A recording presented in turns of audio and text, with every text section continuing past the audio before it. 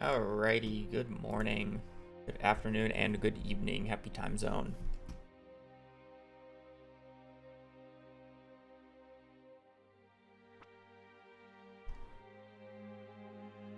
Happy time zone, happy Friday. Almost done of the week. Almost the end of the first full week of 2026.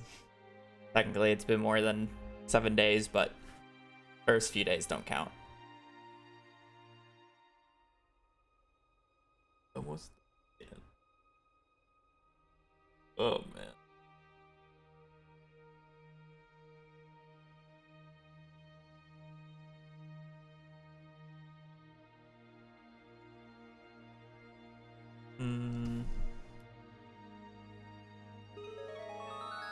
Alright, as per usual, I'm going to run ads on Twitch so we don't have them for the start of stream. And just disable pre-rolls, and I'm going to play connections during that time. Alright, fourth, least cardinal direction, 8-ball solo cup, non-blondes oats, 3-ball thin ice, heart emoji chains, 6 mafia deep end. What? I don't know how to say that. Limb.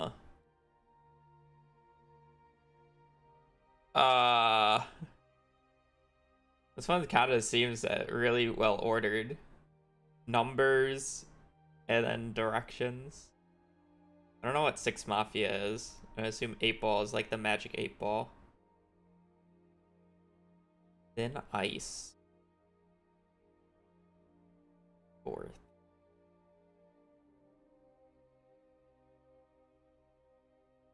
Lib. I'm looking at this and I have no idea. Like, is the 3-ball special in pool, or is there just like a different type of 3-ball that I don't know?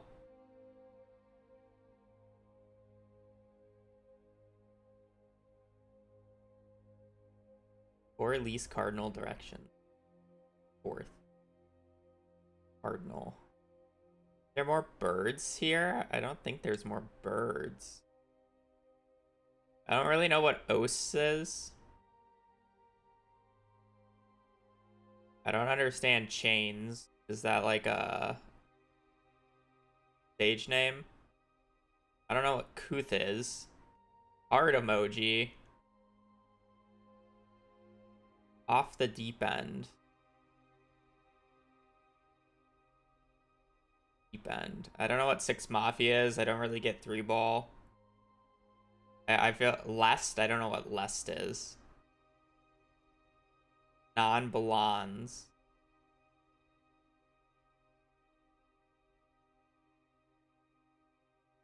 Yeah, this one's beyond me. I'm not gonna lie. This one, like, I don't like. Normally, I have a pair, maybe a triplet. I don't even have a pair. Like, I'm looking at these, and I don't even see a pair.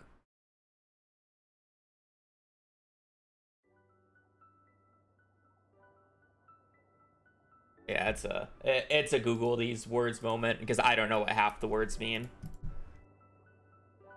Lest. With the intention of preventing something undesirable to avoid of risk. I could go with thin ice. 3-ball. 3-ball, most commonly referred to a pool ball billiards game where players try to pocket 3 objective balls in the fewest shots possible, often playing for gambling. What's the type of billiards? Okay. Chains. 2 chains.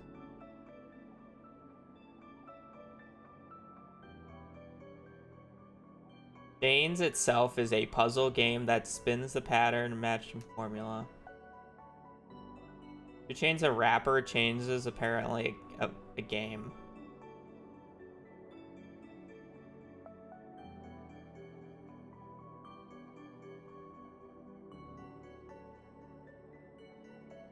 And then what is Kuth?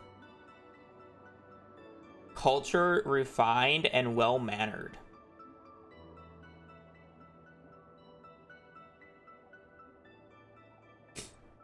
What about Oast? A kiln used for drying hops.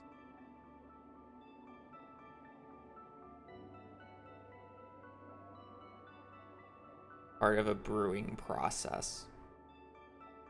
I'm not gonna lie. I don't think this helped me either.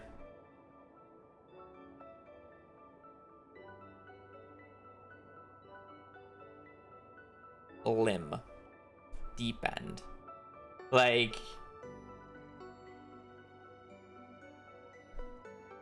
I'm not gonna lie, I don't think looking up any of those words helped me.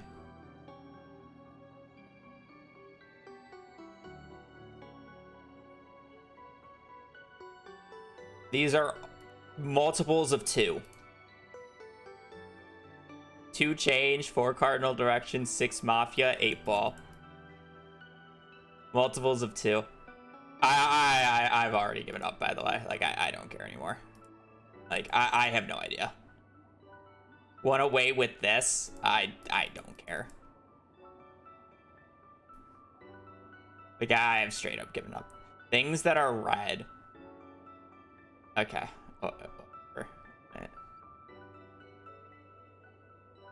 Things that are red, I didn't, like... Okay. Maybe. Used in metaphors for precarious simulations. 8 ball, deep end, limb, thin ice. Okay. Music artist minus starting number.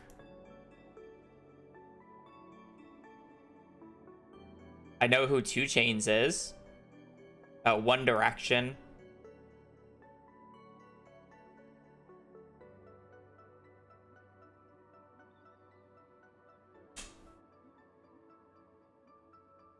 Didn't really cuddle. Kind of just a baby. Cardinal directions with the first letter changed. Okay, well. Yeah. I could have gotten the first one. Maybe the second one, because I could have put deep end and thin ice together. I don't think I would ever put 8 ball and limb with them. Musical artists, never happening. I know 2 Chainz and I guess One Direction now that I see it. But I'm not gonna think One Direction from Direction.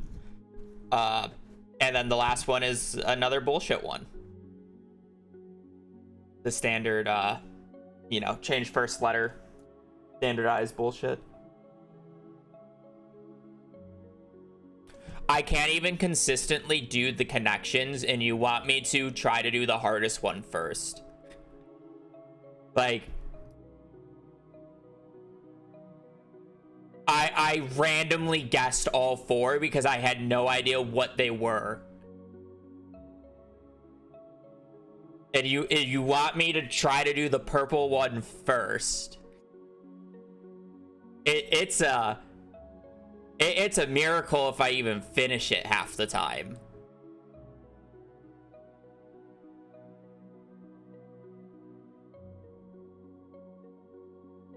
Yeah, I mean, this one's hard.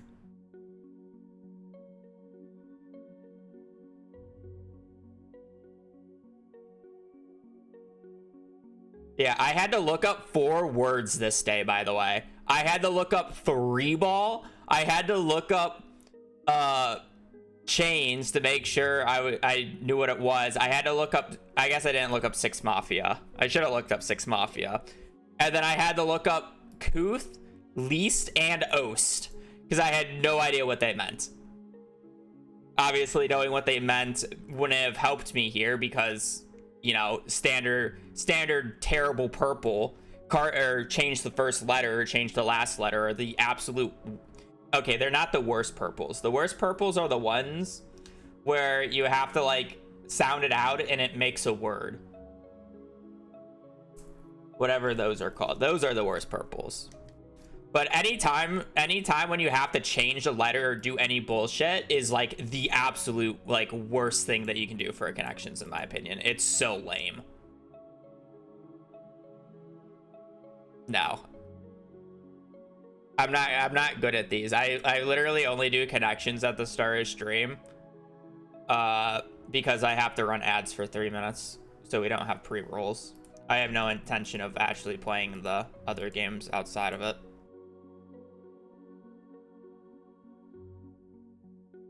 I don't know. I don't even know why we settled on connections instead of like Wordle or something. Actually, I probably settle on connections over Wordle because I'm terrible at spelling and I don't want to have to think for Wordle.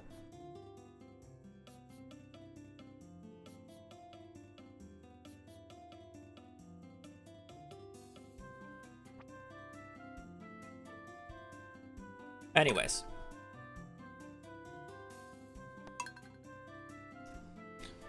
Just load up a save file so the first load isn't shit.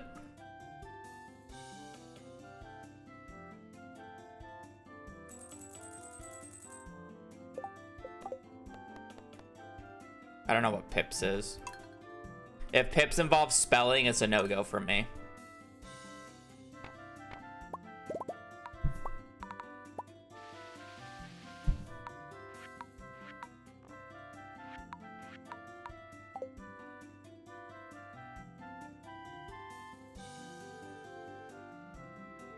Game with dominoes.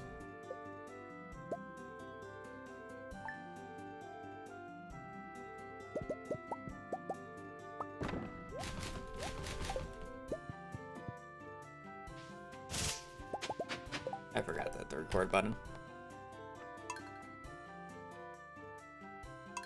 Yeah, but do you have to pay for it? Because I know you have to pay for some of the New York Times games. Like, I don't even have a New York Times account. Like, I just don't even care about the stats.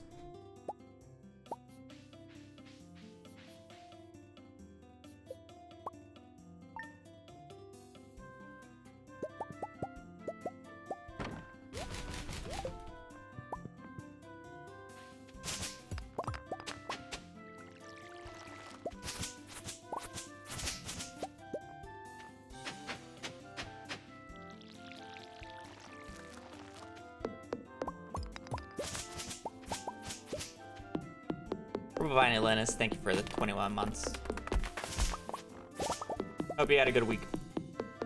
Good first week of 2026.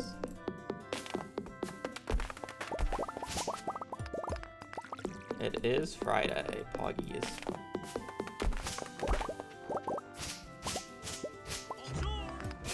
You said your full government name. God damn. It's almost like there's two very easy to pronounce and say words in their name, so I can actually say their full username, unlike some of you.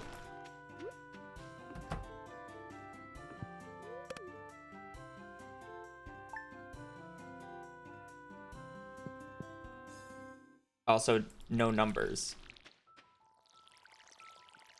I don't say numbers. I'm not gonna say Danny 10. Yours is the 10 part. I won't say 10. I'm not gonna say like Perkins 2004. You know.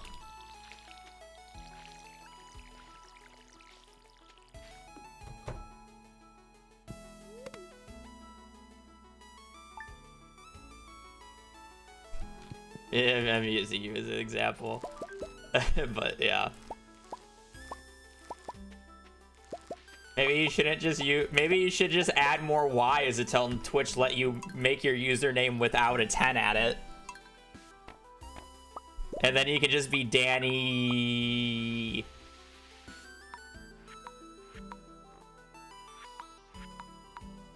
Parabola, thank you for the prime.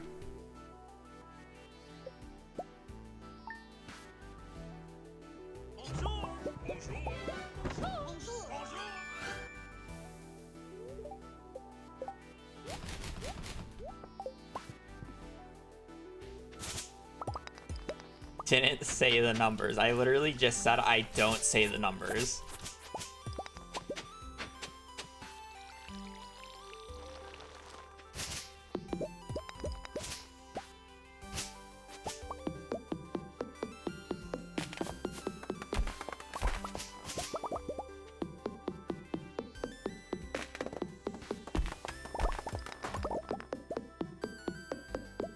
Also, it helps that their name is spaced out as well. Or, like, use capital letters, you know, to, like, space it out. Like, Twinkie Octopus. Like, I can read that because I know where the space is because there's 2 capitals in there. Compared to, I'm using you as an example, but there's nothing wrong with your username. The Archangel, which I can read, but it's kind of hard to read because there's no capital A in that, right?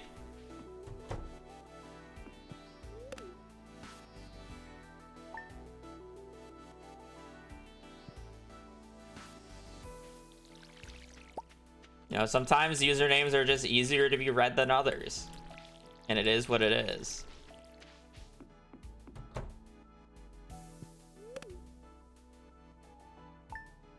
Situation police over here. We know for a fact that me reading names correctly will never happen, even if you did all the things that I just suggested. But I would have an easier time at doing it. At least with the English words. Or the natively English words. Obviously, I'm gonna struggle to pronounce words from different languages, but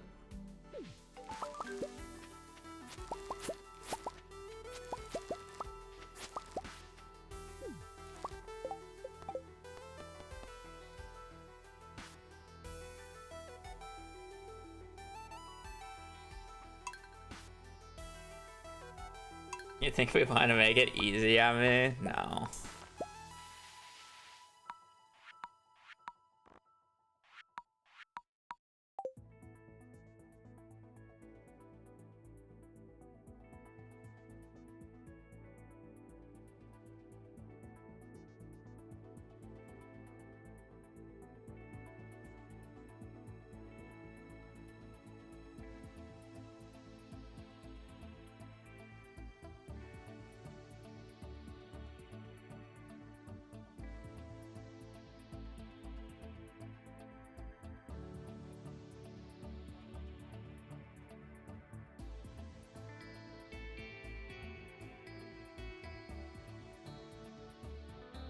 They're like...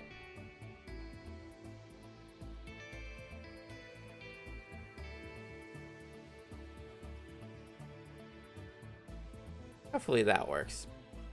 Verizon, my phone, like, my phone detailer keeps, like, sending, you can upgrade your phone, you can upgrade your phone, you should upgrade your phone to me, and texts, and I was like, I've blocked it, I've reported it as junk. Like, I don't care if you're the actual official Verizon or not. I don't care. I don't want a new phone. I don't need a new iPhone every single time an iPhone comes out. I'm chill with, like, my iPhone 13 or whatever the hell I have. It works. And if it stops working, aka the battery gets throttled because shitty ass Apple, I'll just buy a new battery and install it like I've done with my past phones.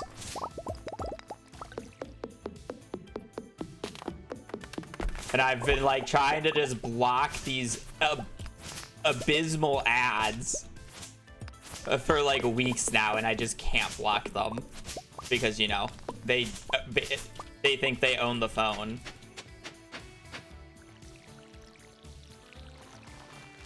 And can just circumvent the number blockage, apparently. Bad consumer alert. Oh man, right to repair. Such a bad consumer.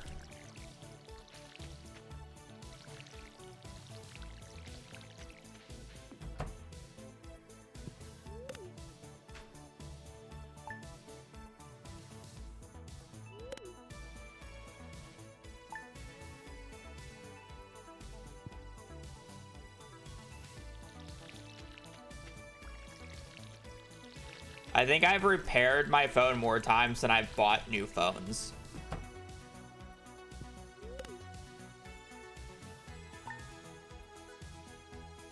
Well, maybe not my own phone. If you include the batteries I replaced in my dad's and sister's phones as well, then I have replaced more batteries than I've gotten new phones, but...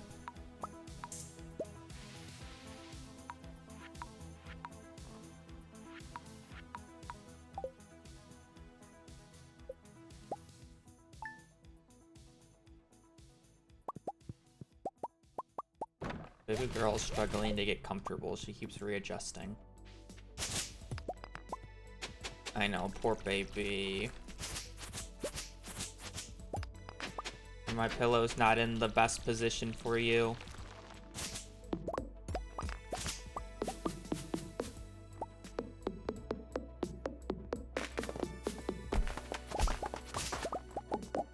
I don't count resets. It's kind of just stupid to count resets.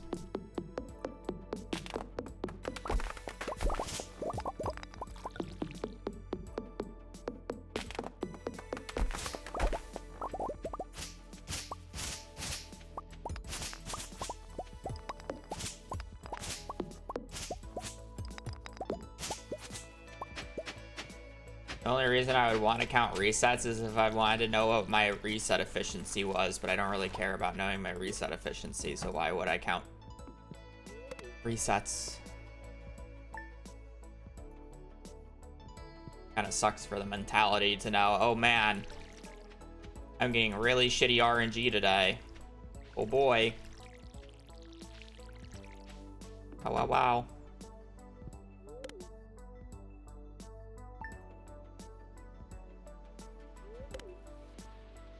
What's reset efficiency? It refers to like you could basically see how many times I reset in like a set amount of time. So I should be on the 5th here. I should be resetting about 2 minutes into the timer, just about, if I don't have a gold quality parsnip. Just about 2 minutes. So if my reset efficiency is high, it would be under 2 minutes. If my reset efficiency was low, it would be over 2 minutes, you know.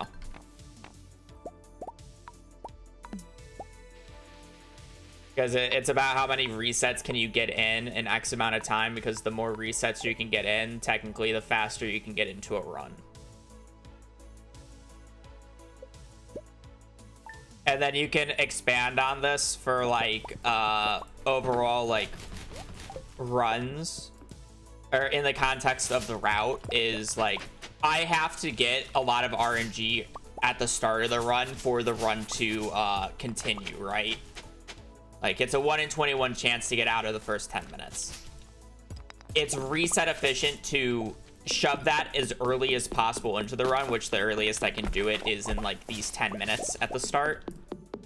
Instead of like, maybe it might be more optimal for the run itself if you're going for the pure best time you can get in terms of like speed, is to like delay checking the garden bundle. But the issue with that is I would still have to reset at the same rate, but it would take longer for me to get to that reset point. So I would have to spend more of my real lifetime to get through these resets for a potentially slightly faster in-game time. So it's a trade-off. How much reset efficiency do you want to have for like peak routing opportunities? Because it's the same way for Community Center. If you were to look at the Remix Community Center run, theoretically, the Remix Community Center is significantly faster than the base Community Center. The issue is for it to be reset efficient, you kind of have to go out of your way early to check the Community Center to make sure the bundles are good so you can reset. Where it would be technically optimal to not go out of your way early, pray that you have the bundles, do everything you're supposed to, and then check the bundles. But then you're gonna waste an hour of your life for every reset, and the odds of you getting a file that has the right bundles is like 1 in 100. You know?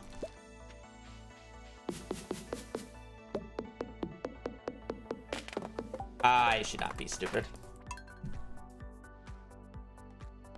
Like, odds are this is still gold quality, but since I harvested it as my 14, it technically could have been bumped up into quality.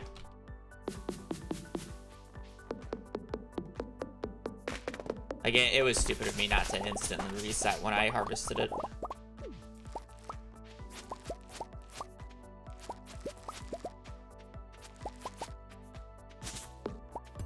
that.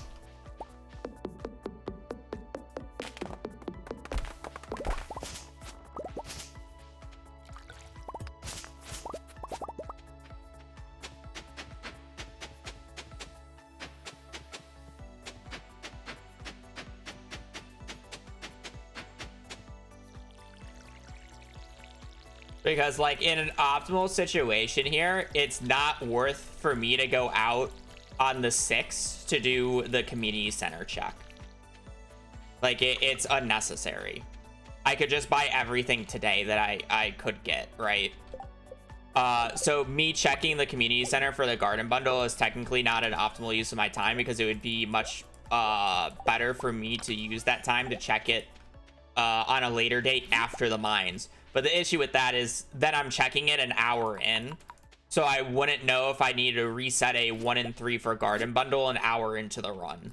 So instead of resetting for the 1 in 3 garden bundle 10 minutes into the run, I'm resetting it an hour in, which would mean I would have to go through the mines a lot more, and the run would we get to play the game a little bit more, but I would get less runs that actually have books, because I'm not getting as many chances at books. So there's a lot of things that can go behind, like, reset efficiency and speedruns over actual pure optimization. And it's whatever you're willing to sacrifice, essentially.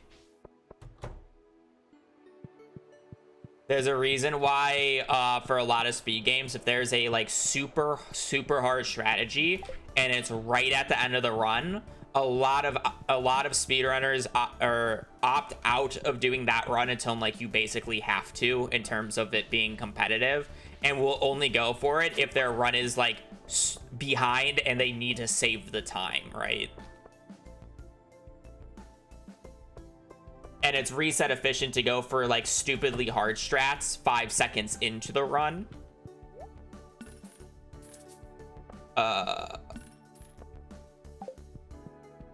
It's efficient to go for for hard strats 5 seconds into the run, because then you can just reset and you didn't really waste much time. It's like, who cares? I wasted 5 seconds of my life. In this case, it's a little more extended. Like, every reset, I'm wasting 2 to 10 minutes, but it's a long category, so 2 to 10 minutes doesn't really matter that much in the grand scheme of things.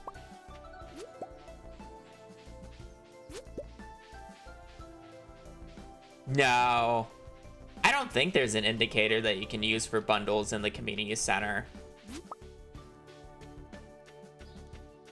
I think that's just different RNG.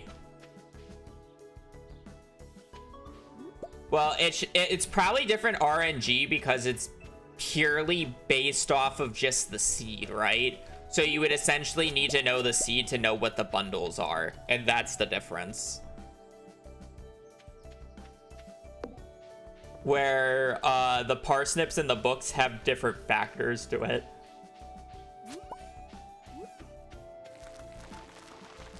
But somebody who's smart with that knowledge would have to correct me.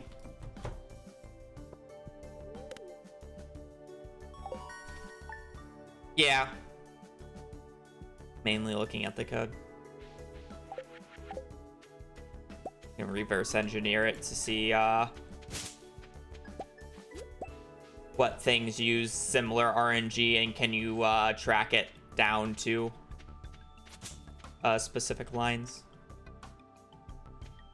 Well, this wasn't just Blade. A lot of the spreadsheets that I used weren't made by Blade. The original bookfinding spreadsheet was, but it was it had a limitation where there's actually, it's not a bug, but it's how the math works out.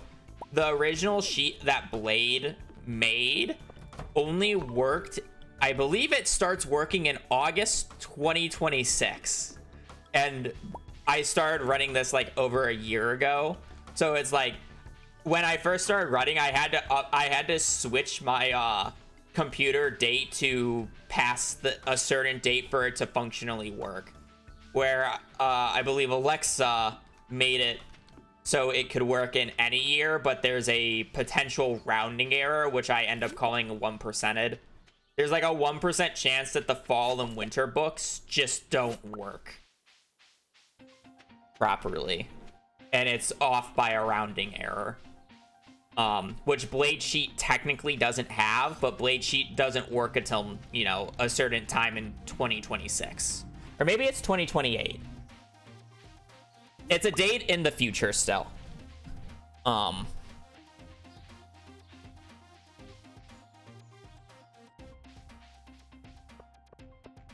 I switched to that because obviously I don't really want to switch my PC dates constantly. Yeah, technically afterwards I would be able to switch to Blades, which would be more accurate, but I probably just won't because I don't want to change things. Are books dependent on your time? No, it's just the number used in the math to determine what books show up on a seed.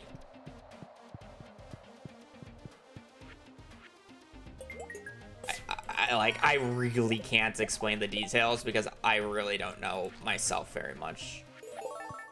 Green bean green bean potato kale.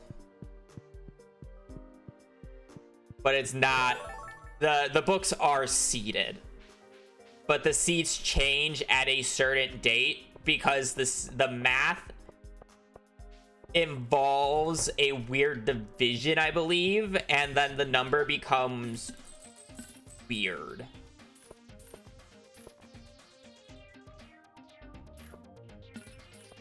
If that makes any sense.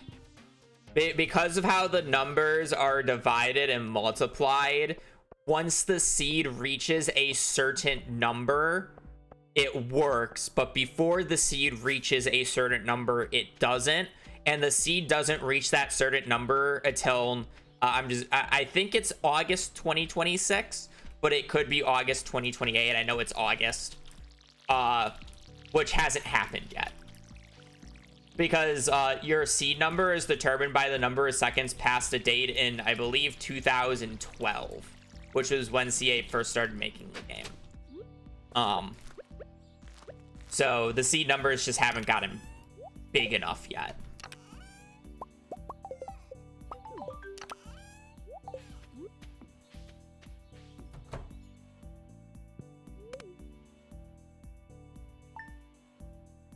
So if you were to manually set the seed to a seed number that is past X time, or would be past the seed numbers that you would get in August of 2026, it would work as intended, or it would work, or Blade Sheet would work.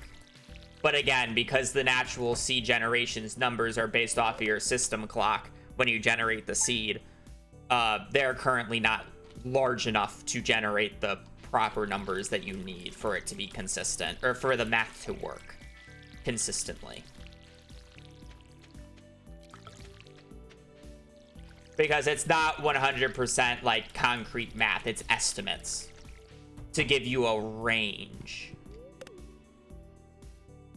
And then that's the part about it. The math is to give you a range, not a concrete value.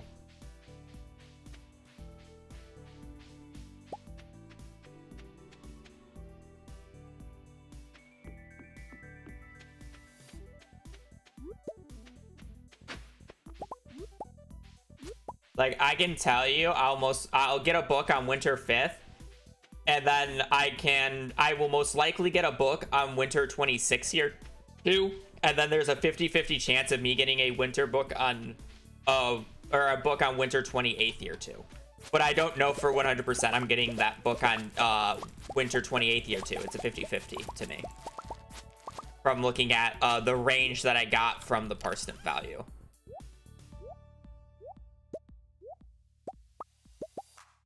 You know, it's just not guaranteed.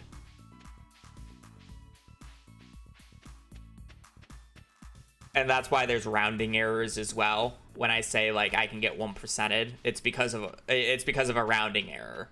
Because not every error, it's like not going to the absolute most decimal points that you could theoretically go to.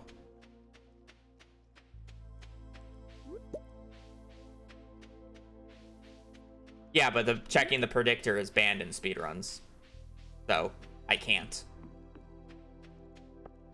Checking the predictor gives me way more information about the seeds than what I can predict based off of parsnips.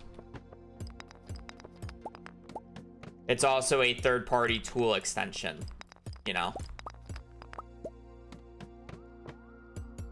Where I'm just using an Excel spreadsheet that doesn't even use function keys.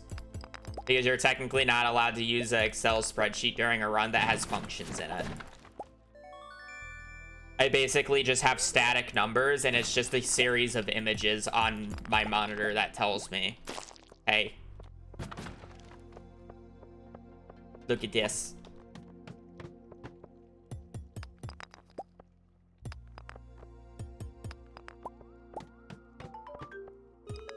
I mean, it's not debatable that the predictor literally tells you your seed and everything about the seed. Like, there's no debate there. It's the same thing with Blade's predictor. You can't bring Blade's predictor up in a speedrun because it tells you so much more info about the seed than you can actually realistically predict. You know? I can estimate, like, if we're going back to the game mines, which was used on 1.5, I can reasonably somewhat predict where the ladders will be, but not at 100% certainty. If I were to use Blade's predictor, I can predict where the ladders are at 100% certainty. That's the difference. You know? Where with the parsnips, I can predict when the books will show up. I can't even predict what books will show up, just when the books will show up. And not even at 100% accuracy on the first check. As the run goes on, I can predict it more clearly, but that's just because the range of values narrow down every single check that I do. But it takes multiple checks to do instead of being able to do it instantly.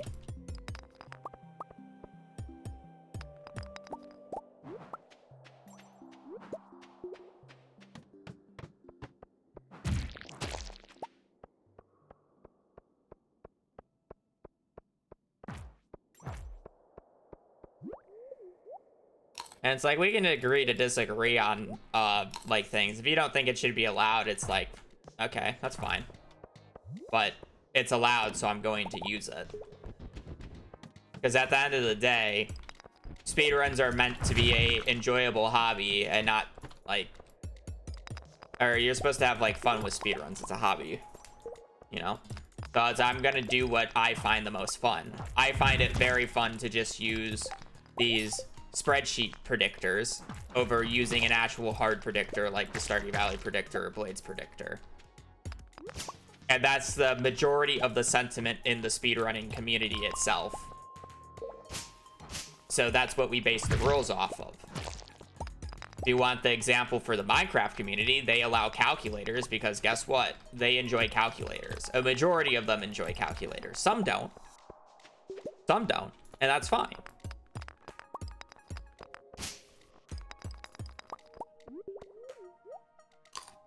Predictors and calculators are always a slippery slope.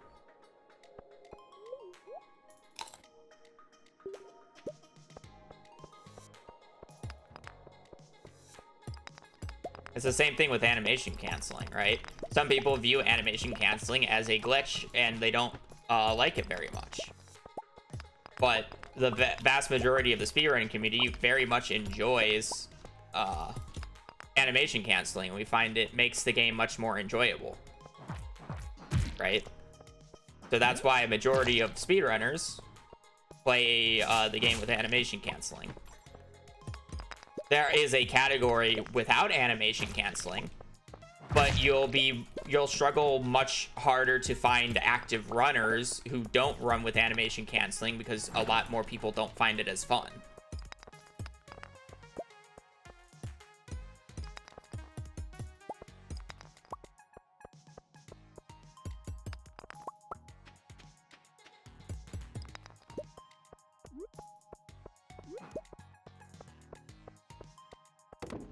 Well, again, none of the spreadsheets that I use have calculators on them.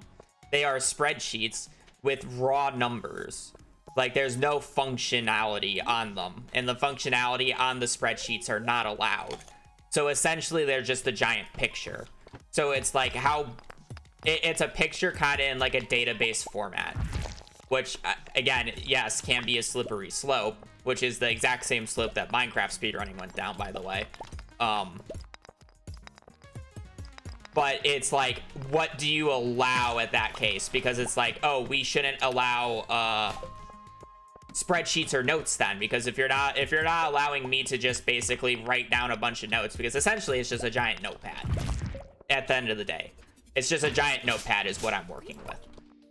All right, we're going to ban route notes then, because that's the same thing. If you think about it. It's the exact same thing. You're not allowed to use pictures. You're not allowed to use route notes in any run.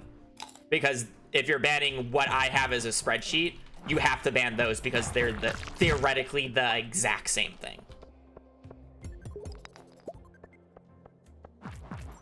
Because I'm not pulling up any game code. I'm not pulling up the seed of the file. I'm not pulling up the save file. It is just a spreadsheet by its lowsum. Hell, I can print it and put it on my desktop. Like, I could literally print it and have, like, physical notes that I can flip through, and it would be the exact same thing as what I have now. There'd be no difference. I would have a bunch of sheets of paper that I would have to go through, but it would have no difference. It's just condensed into a organized spreadsheet where I can pull them up at any time.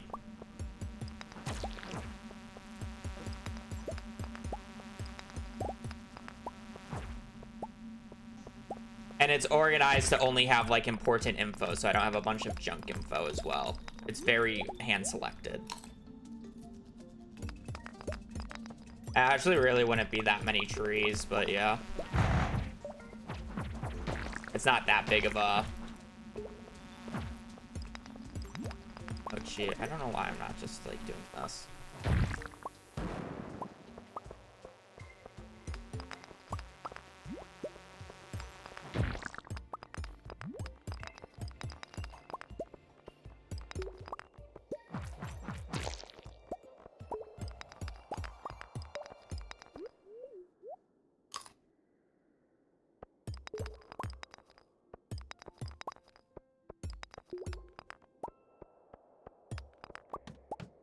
Yeah, like, there's no way to ban notes.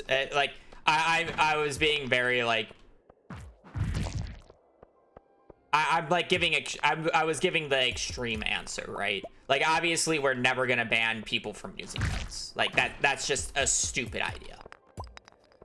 But, like, if you were to ban the spreadsheets that I'm using right now, I would argue you'd have to legally ban notes as a whole.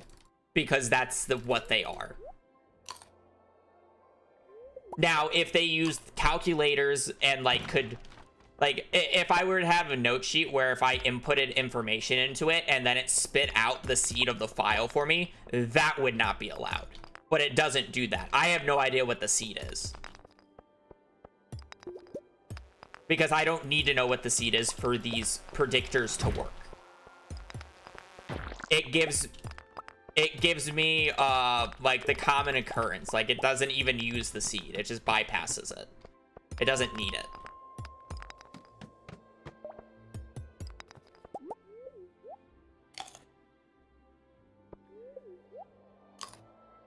Remember on yesterday's run where I was on floor 40 by now? Good times.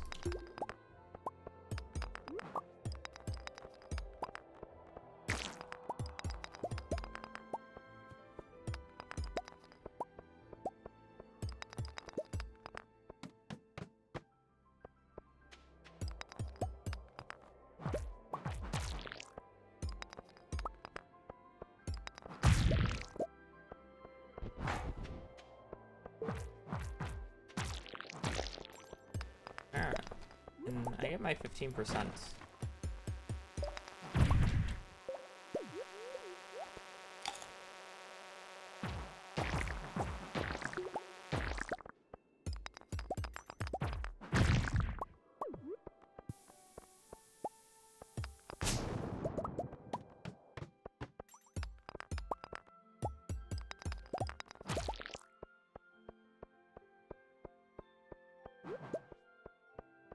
And again, to each their own. People can have different opinions on things. That's kind of the beauty of speedrunning. You can kind of just play how you want. If you don't agree with rules, you can just play how you want to play, and then you don't have to submit. The rules are going to be based off of what the majority of the majority opinion.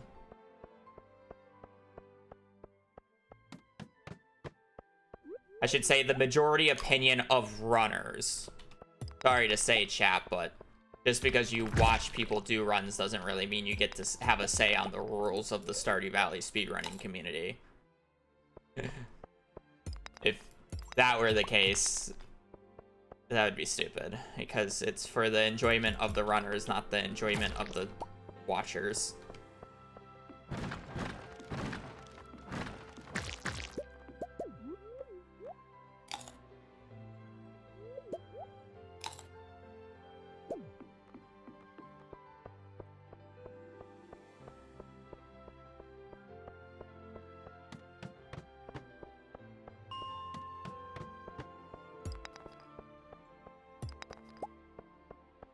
Because if it was for the enjoyment of the watchers, then basically the person who has the biggest community out of all the speedrunners would basically be able to make the rules.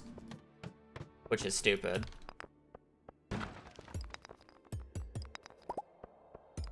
Because it would just be like, hey guys, I enjoy playing the game this way. You should make it so it's this way, because it's about you guys, not us.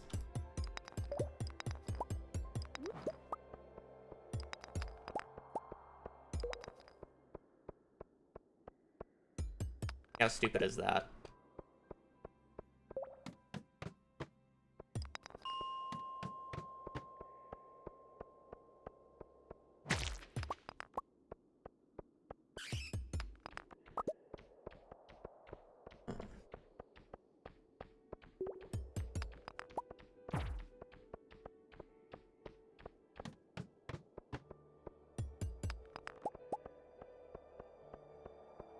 They are. They're just done at the very end of the run because they're completely useless to do early.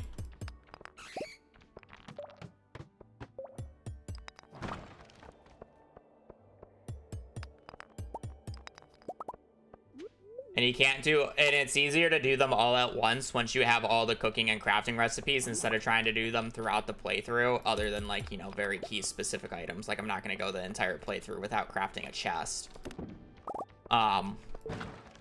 So I can use all the hoarded items that I've hoarded throughout the entirety of the run, and then just craft and cook them all within, like, 20 minutes of each other. Well, I mean, the splits don't go all the way down. I have more than just the splits that are shown. Right. But yeah, I don't have normal splits that show them because it's such an insignificant part of the run. Like, cooking and crafting are done within the final, like, 30 minutes of the run. I don't need a split individually for both of those.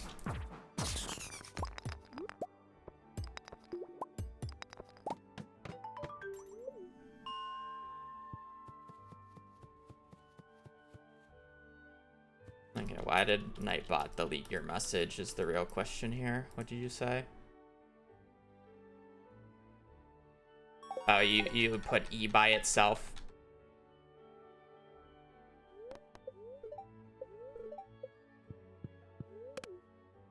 Yeah, you have to spell out full words in YouTube chat.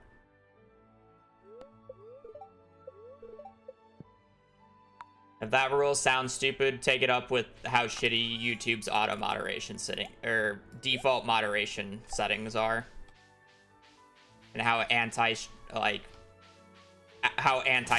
they are.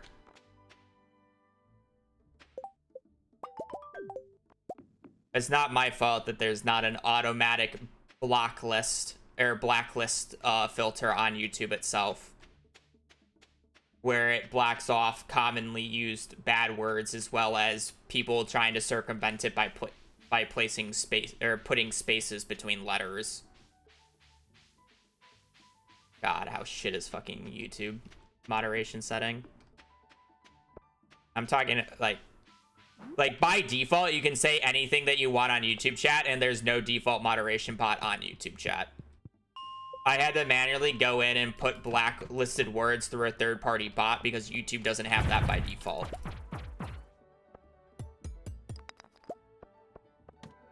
Multi-billion-dollar company, by the way.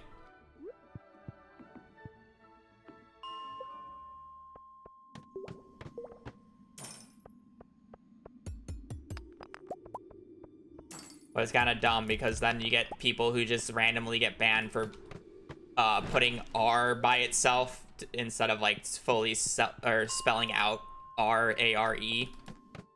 Because I have to have that letter specifically completely blocked, otherwise people can just spell out a bad word for fun. Well, I mean, not really fun, but it's happened.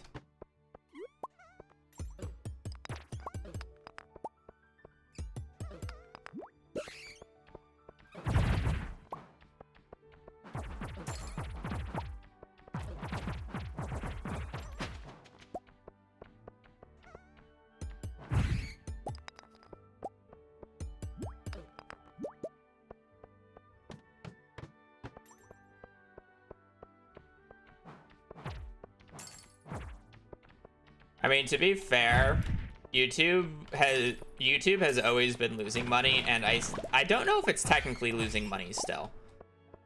But at the start, it definitely lost money, especially with how much storage has to be stored for the amount of videos that are uploaded onto YouTube. Like, that's not free.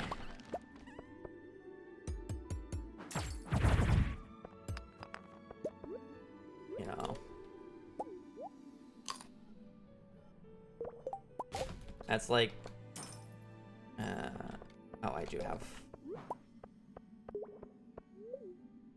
Why are we staring at me? What did I do to deserve stares, baby girl? I would be shocked if they're not profitable now because of ads and like the amount of viewership, but for a long while they weren't.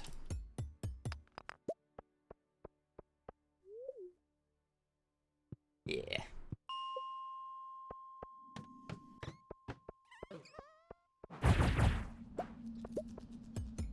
But YouTube really only cares about their video platform and not really their streaming platform. Otherwise, you know, YouTube streaming would actually be a much better experience.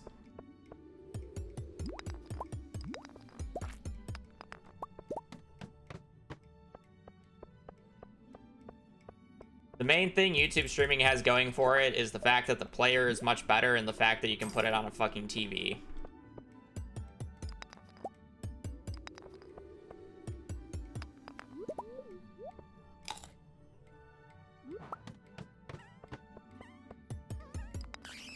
Because you can only get the bone chest and the remix mines.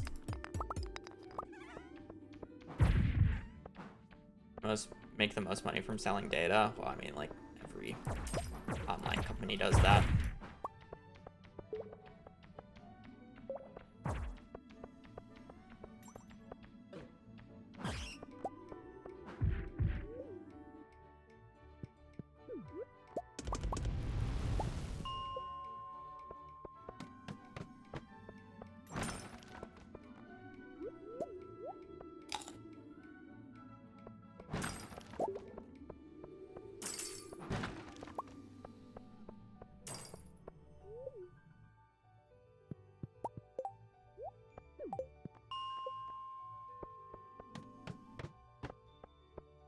Yeah, I mean, you make a lot of money from AdSense on YouTube.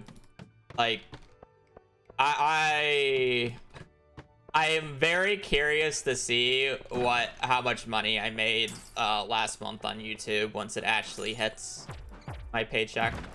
Because I wouldn't be surprised if I made double, if not triple, the amount of money from AdSense from YouTube for posting those 2 videos that I've made on Twitch.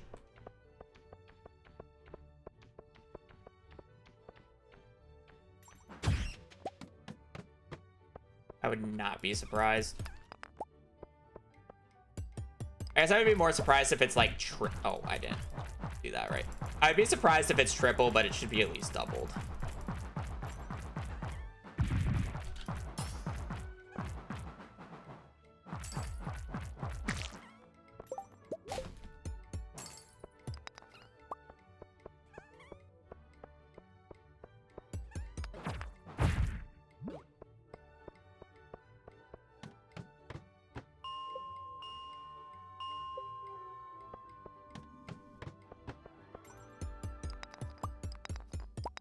I mean, the beamer doesn't do that much damage, and then I messed up the first combo. Are you talking about the club special attack, or are you talking about the fact that I'm animation canceling the swing? Like, if you're talking about the fact that I can do that with a club, that's animation canceling. If you're talking about the multi-hit combo, you can do that on all platforms without animation canceling. You just got to use your primary attack followed by spam clicking your I'm sorry, using your secondary attack, which is the club smash in this point, followed by oh, I can't pick this up. I guess it's worth more than that. Followed by spamming your primary swing as fast as you can. And you can do that on all platforms. I actually saw a Reddit post of somebody doing a Skull Cavern dive on mobile, and they were actually using the hammer smash tech, which is really cool to see a mobile player do it.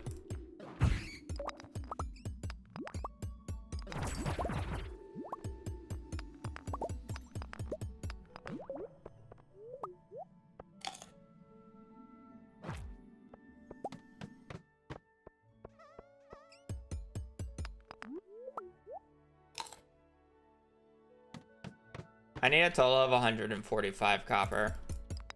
We're not that bad, or not too far off.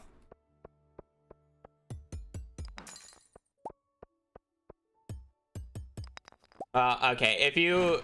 the total resources I need is 205 copper and 120 iron.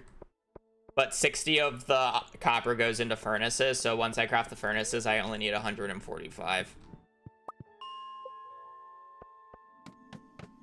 Is how the math works.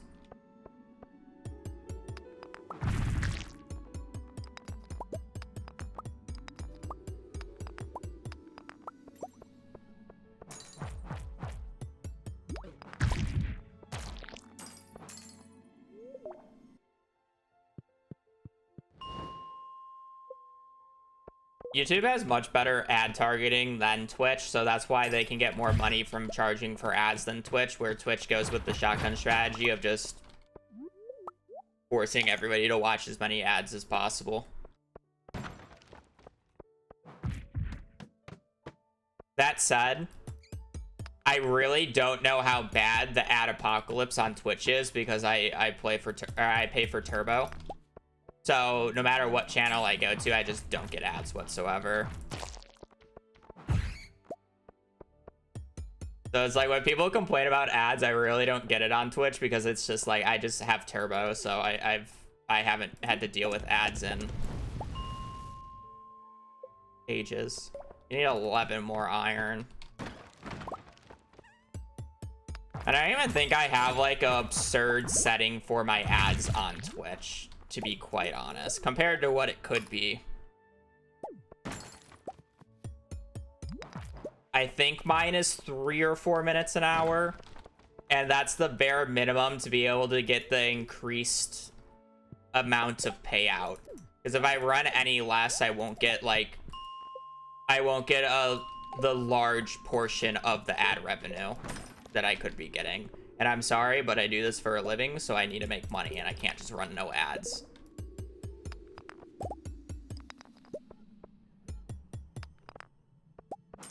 So. I know like 99% of you understand that, but it's always just funny to see somebody say ads. It is infuriating though when I answer a question and then ads just automatically run. That part sucks, but it's like it's really hard to you know, organize that while also trying to speedrun. Like it's kind of hard to just be like, oh, when should I run my ad break?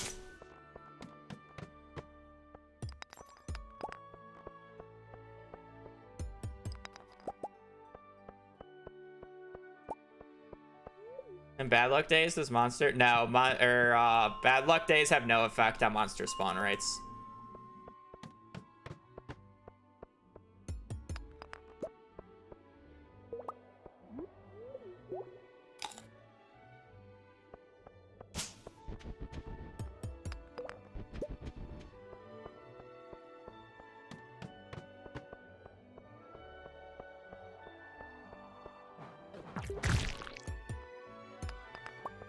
I mean, the bigger issue with that is like a lot of people do just watch Twitch on mobile, so it's ad blockers are like inconsistent there.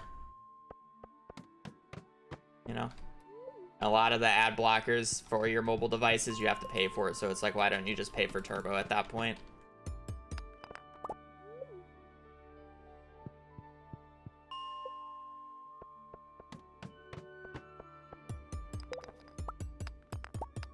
You know, it's really funny, for the weebs, Crunchyroll, the prominent anime streaming site, is removing their like free ad watching part of the platform, so you can only watch on Crunchyroll if you're paying for it. And the common belief as to why they're doing this is because it is better for them financially to have people pirate and watch anime through pirating than them using the streaming service with ad blocker and them not getting any revenue from it.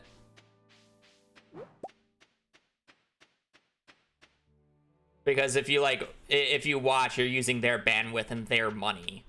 So they want to prevent the people who are using ad blocker to watch anime on their website, so they're just making it where you have to pay the subscription to watch it.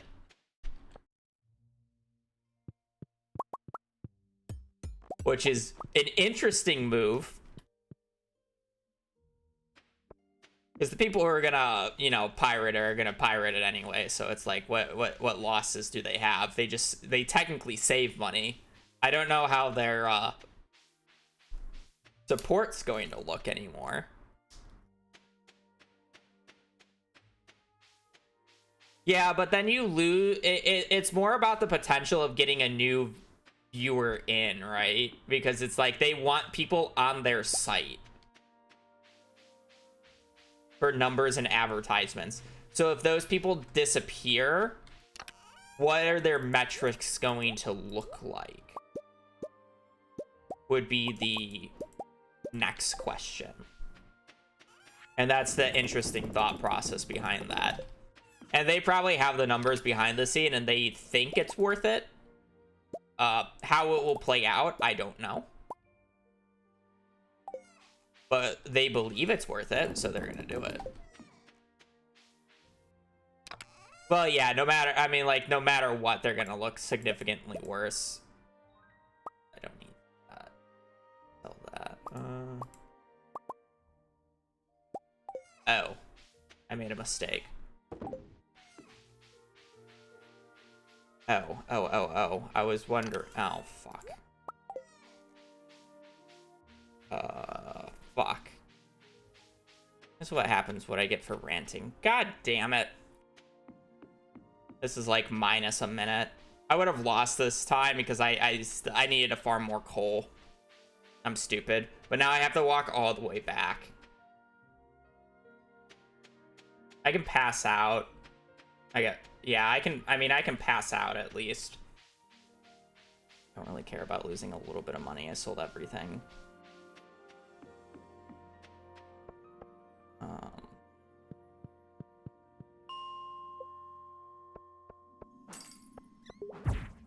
29 plus 9. I need 38 coal. Need 2 more pieces of coal.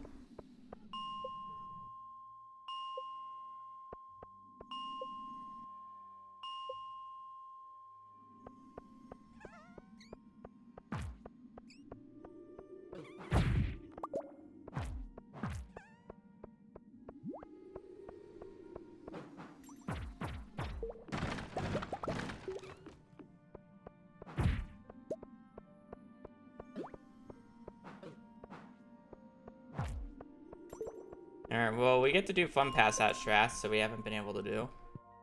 No, I didn't need a spare parsnip.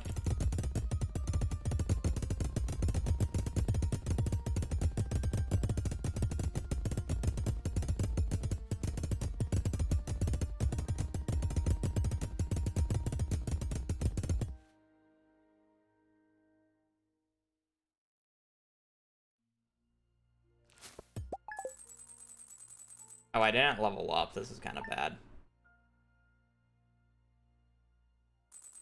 Oh, I had full energy anyways. Never mind.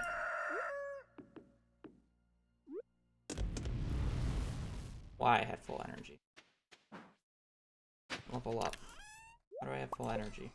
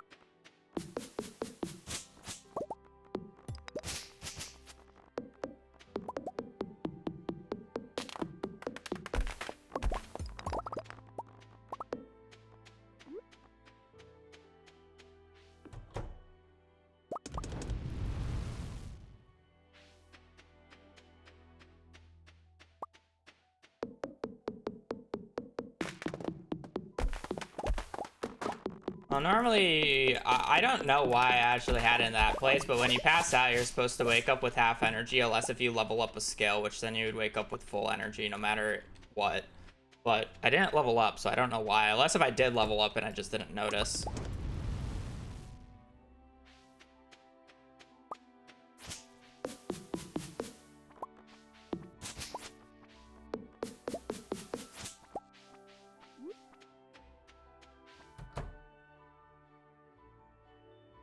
I think I got a combat level.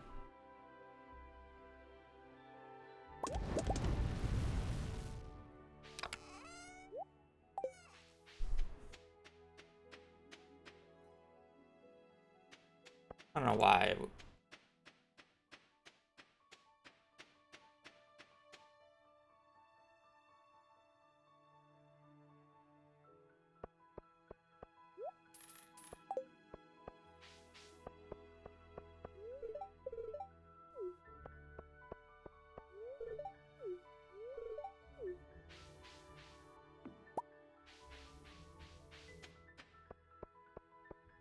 You sleep. Huh.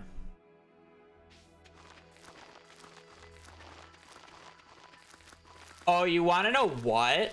Oh, I know why. Oh, that's interesting. It works that way? Oh. So I never technically exhausted. So you can only get the exhausted effect if you use a tool that goes below 0 energy. But I never used the tool. I passed out by clicking the rock to like move it. So because I never got the exhausted status, the game doesn't think I actually like passed out. Oh, that's interesting. I wonder if there's tech you could do with that in a different run. I doubt it's that useful. There's only so many things you could do with it, but...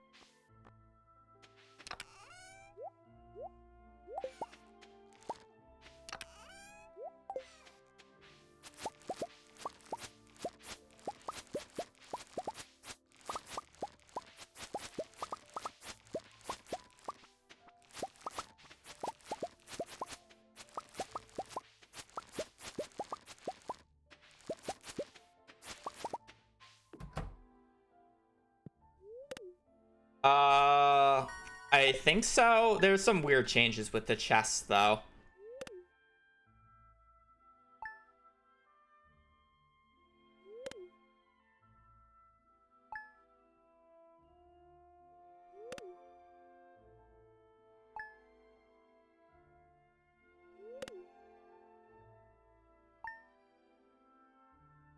I don't think you can do the chest as fast anymore. On 1.5, you could do the chest quickly, but it was changed on 1.6. That's why the rock is used on 1.6.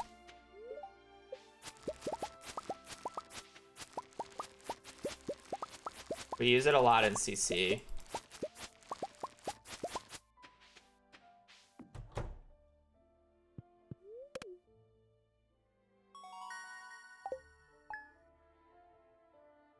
Does red mushrooms not give you... Does red mushrooms bypass the exhausted effect?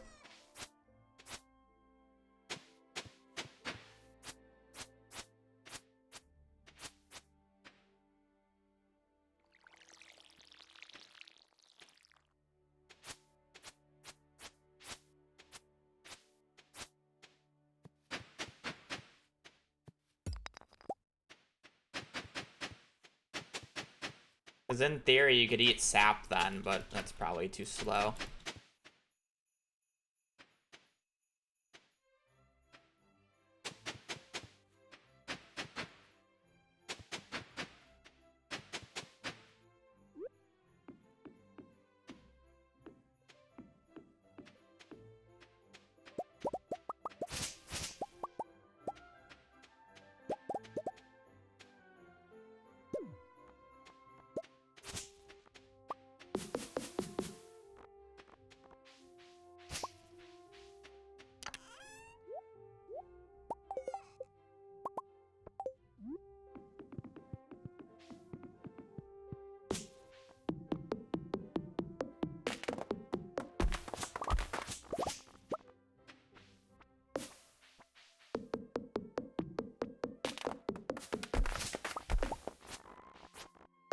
I'm not saying eating sap would actually ever be useful in a speedrun, but sap would be the most easy to obtain energy draining item.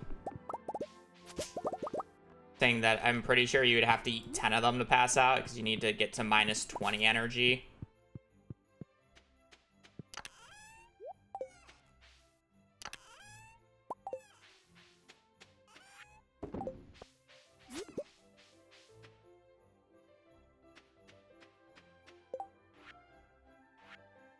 No blueberry, that's fine.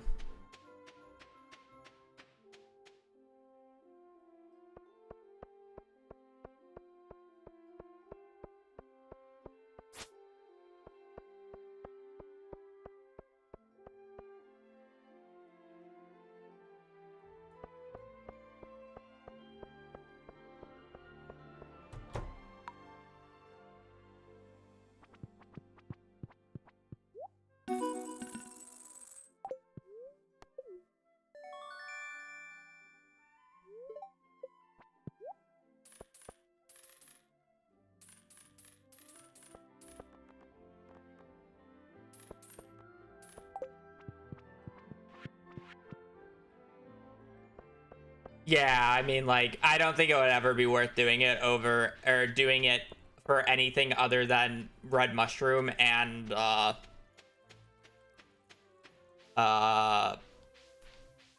sea cucumber. But we already do it for the sea cucumber, but we just don't need the energy the next day, so we don't really care, you know? That's more of the issue. It's like, it needs to be on a day that we specifically need energy for the next day for.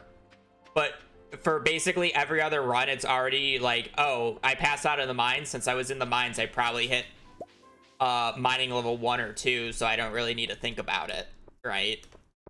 So it's like, it would need to be done on like the 28th before the 1st, but basically every run on the 28th is just a harvest day, and then the next, and it's like you don't use energy on that day, so it's just like, what's the point?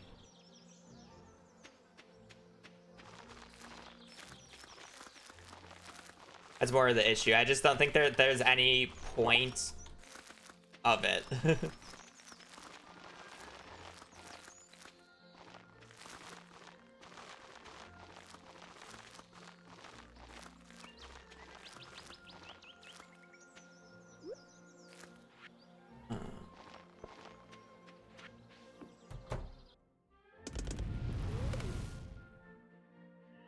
Void man, yeah.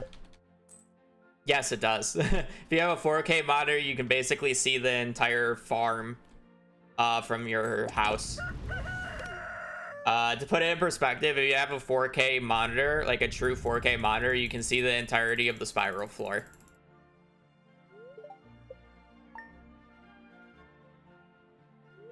It's actually pay to win. You can spoof your game into thinking you have a higher res monitor, though, so that's why it's, like, fine, but...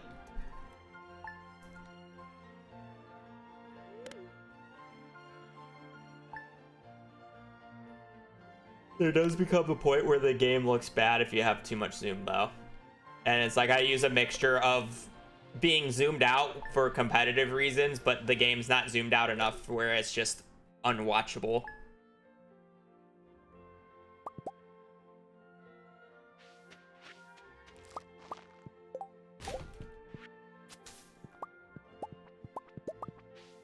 I'm sure even like on this res, mobile viewers still have a somewhat difficult time seeing, but it's like, I don't really want to go any smaller.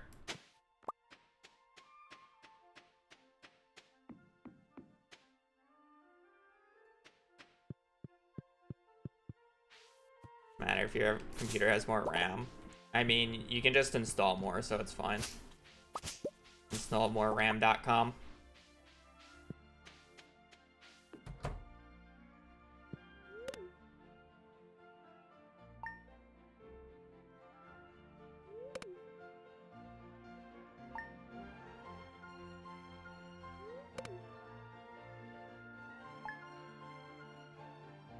Are you buying Rare Seed? 19th.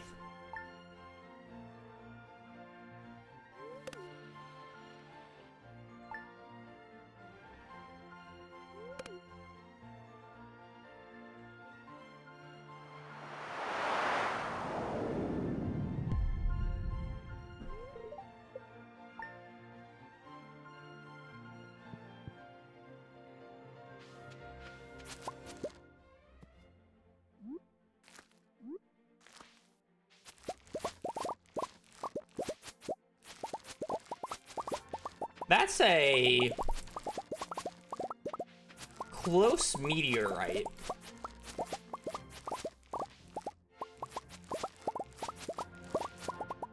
Thankfully, it's not in the way, but it's there. It's very threatening.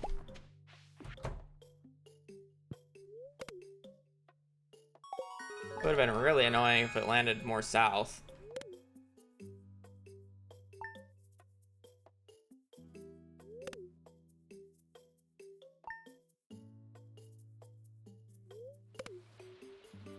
Can I change the resolution? Yeah, I'm pretty sure there's just a resolution thing that you can do on Stardew. You just go to the settings tab. I don't know, I don't have a true 4K monitor, so necessarily tell you. You can also just up the GUI and zoom in instead. If you don't like the look of the 4K.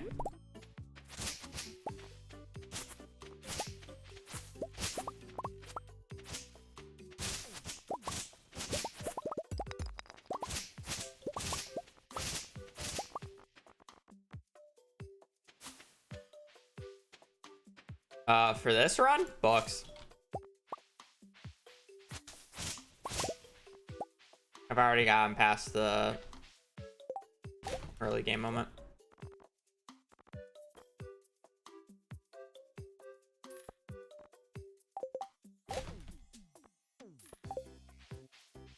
That might be an aggressive sturgeon buy.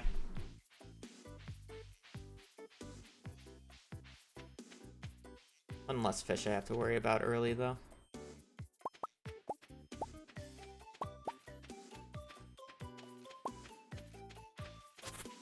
I mean, I always need it, so there's no reason not to. And then I don't have to catch 2, I only have to catch 1. For 1,000 gold, I'd say that's not awful trade-off here.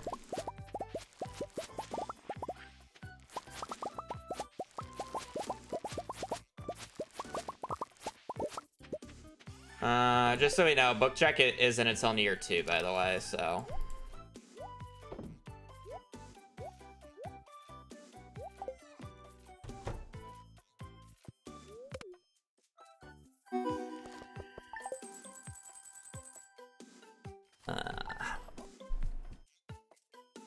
Not really. Is that the first rain day, really?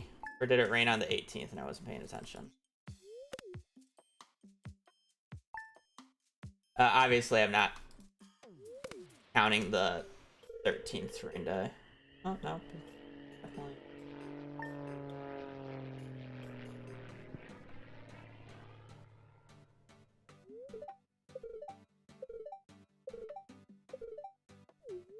Oh, it's just because it doesn't visually show.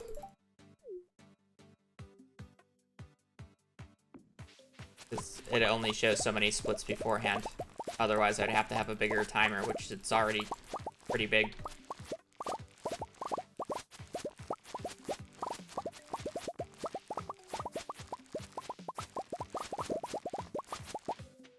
You know, I just have to get past the first few splits for it to start moving down.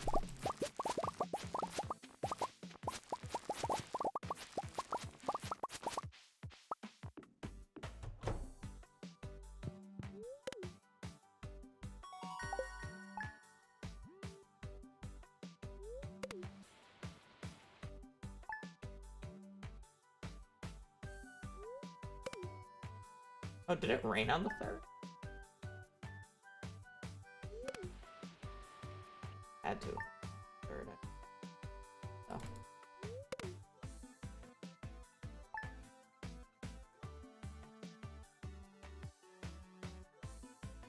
Wait, chat, did it rain on the 18th of summer? Somebody confirm that for me. I don't think it rained on the 3rd. So that means it had to have rained on the 18th. I just don't think I was paying attention. Yeah. That makes sense.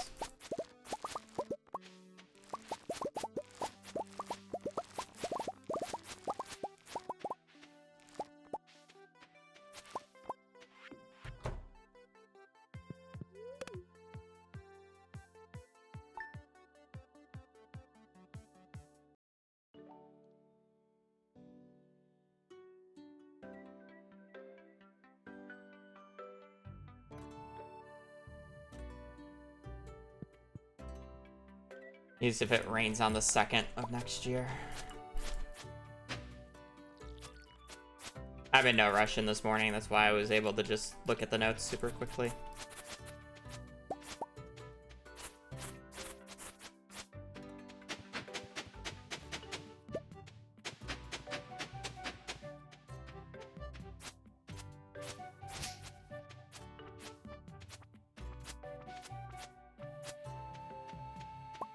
Collect a little bit of moss super quickly.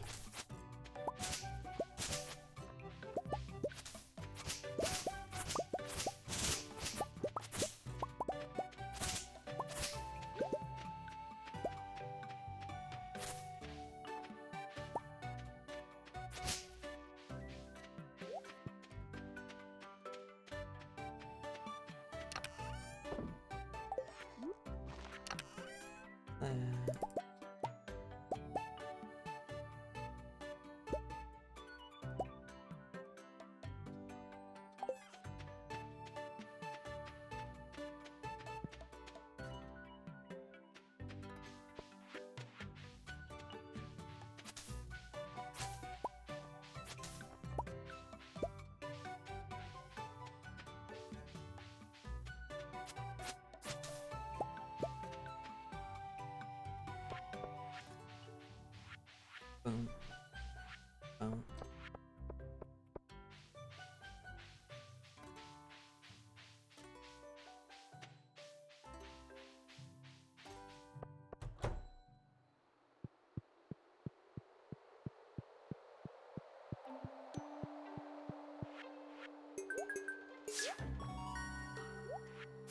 Garden. Two broccoli, no eggplant. Okay.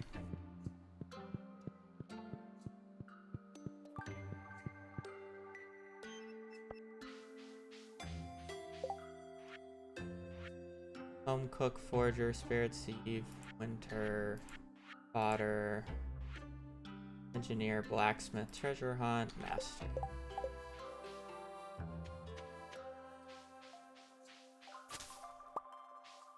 Technically animal products, but not really animal products I care about.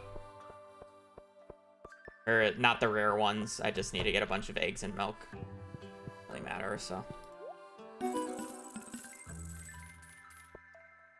Corn, no eggplant. I think I got 15 bat wings, unfortunately, though.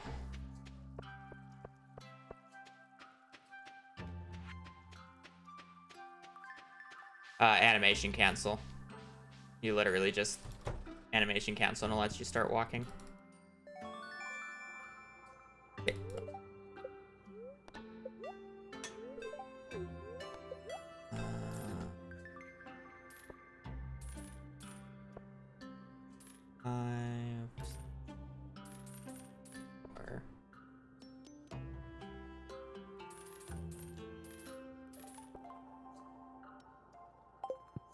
Yeah, that's...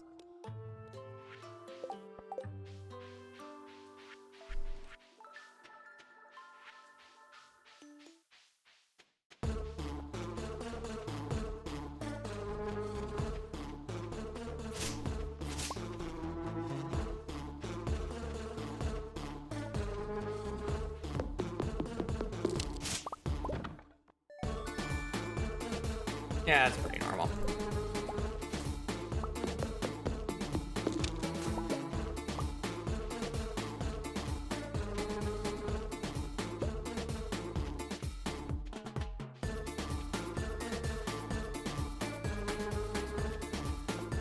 There was some slight route altercations, changes. I was trying to use a fancy word, but I'm not using the right one. But they're very minor.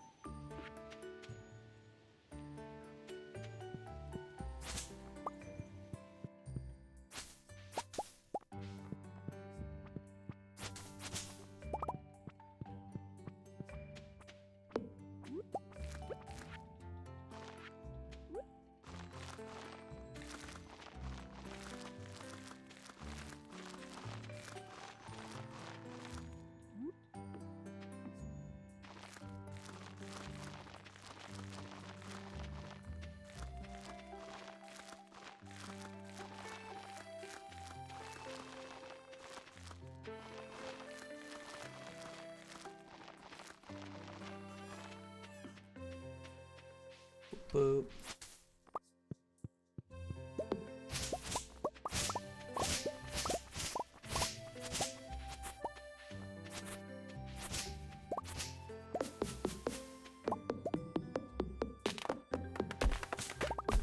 A few mistakes, but the run's fine.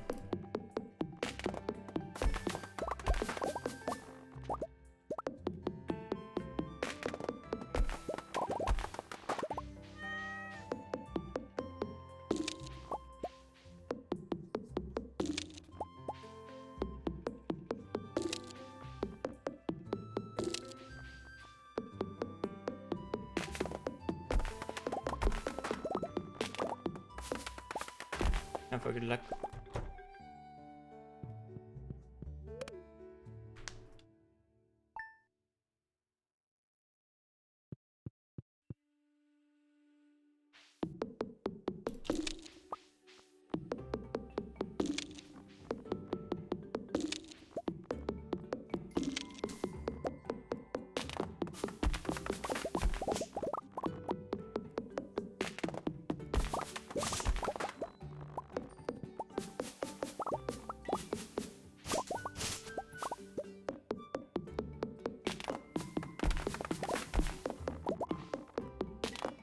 I'm gonna say this because then I'm gonna get the books if I do say this.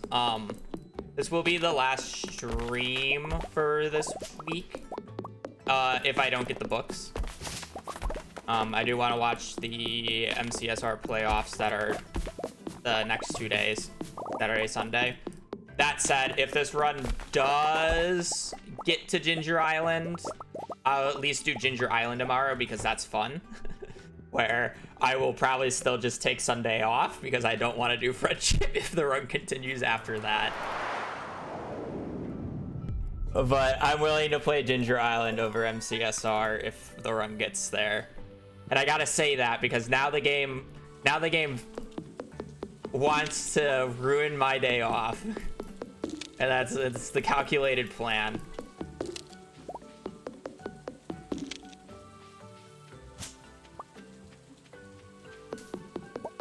Otherwise, yeah, I'll be off Saturday, Sunday.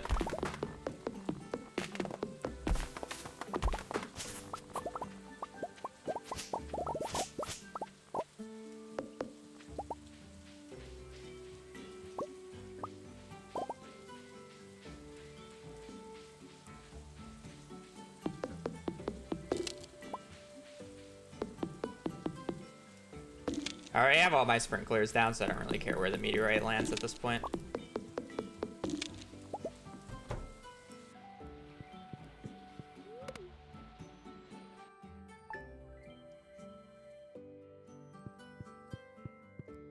Who's hosting? I'm pretty sure it's on Feinberg's channel.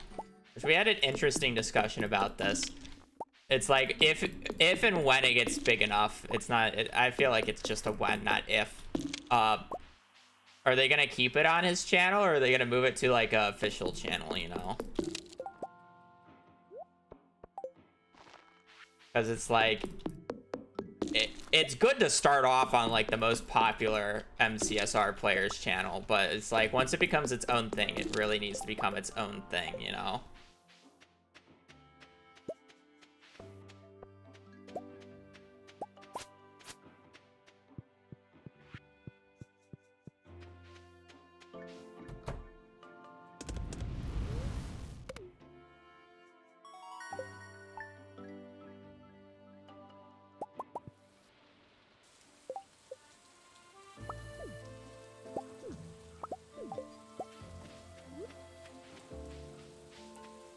I was kind of hoping that the meteorite would have its friend. I didn't see the other meteorite, so I thought it was going to be on the left side.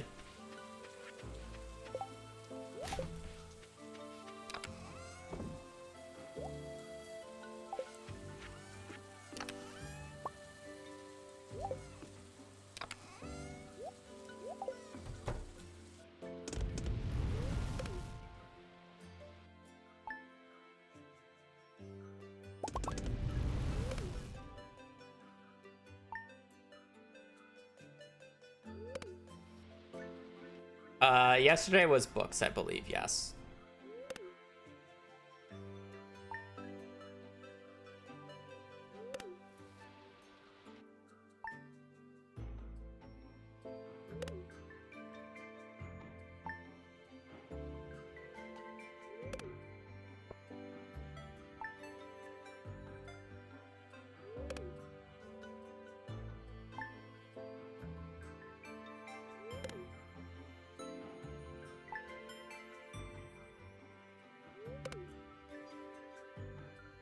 Might be able to save time here.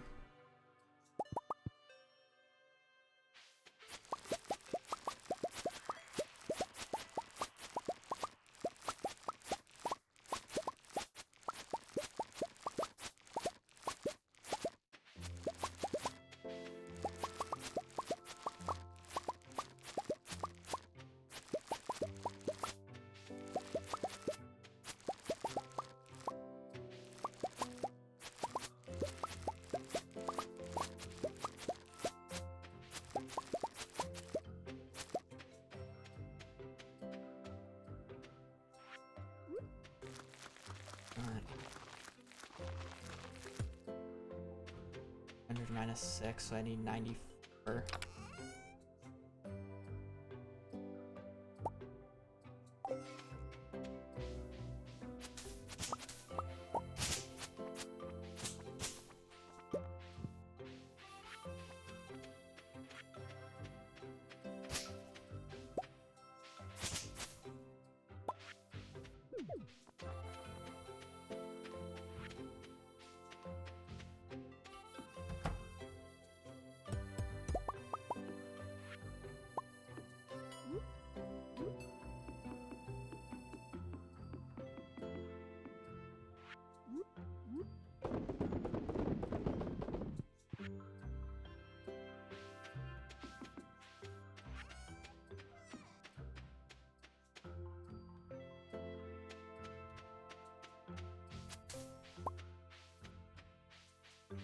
MCSR is Minecraft speedrunning.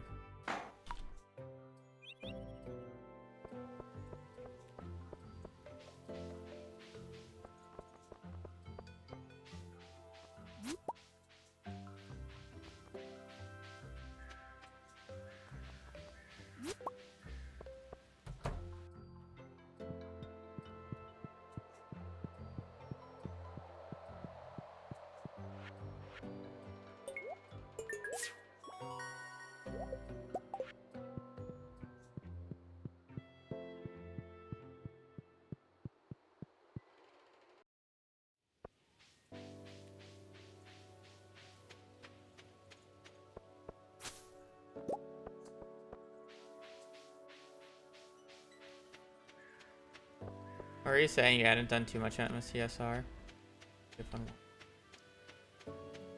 I did MCSR ranked for a little bit. Yeah. I stopped because I want to be a part of mid-offs, and you kind of have to be trash to play in mid-offs. Or not, like, good. So if I continued improving at the pace that I was improving at, I would be too good by the time that the next mid-offs came around, so I kind of just stopped playing. So I could participate, or hopefully participate in the next mid-offs.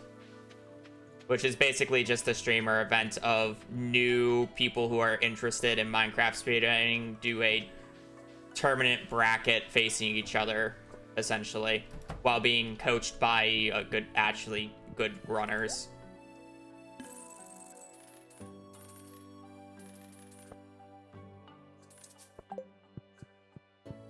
I would like to be a part of that. And again, it would be unfair if I continued playing and, like, you know, got good enough where I wouldn't be allowed in. So I decided to just quit because potentially it would be like 3 to 4 months out or after when I quit. And it's like I was fine waiting 3 to 4 months. I had plans on doing perfection anyways. So I had time to do that. And then, whether I'm in it or not, after the next mid-offs, I'll probably start playing MCSR again. Because I do enjoy it. I did enjoy it.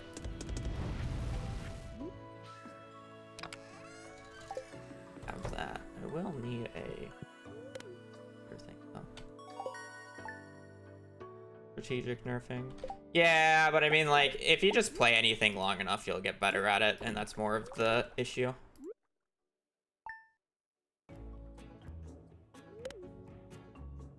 So it's like 3 months between the last one, or it's like they roughly happen every 3 months if you base it off of the last time. So it's like if I continue playing for 3 months straight, like surely I would be decent, you know. where a lot of the mid-offs players just are first timing Minecraft speedrunning. So it's like the 3 months of me playing versus people who have Minecraft speedrunning for the first time in their life for like a week. That's just lame. That's just lame.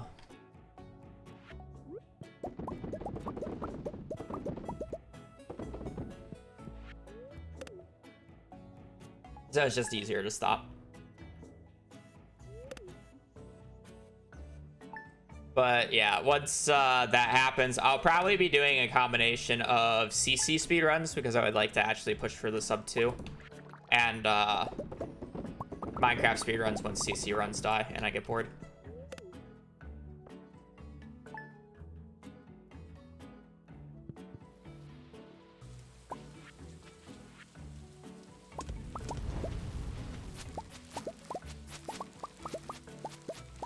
It's very easy to commit to Minecraft speedruns because they're like 20-30 minutes long for me compared to a CC run, which is 2 hours long.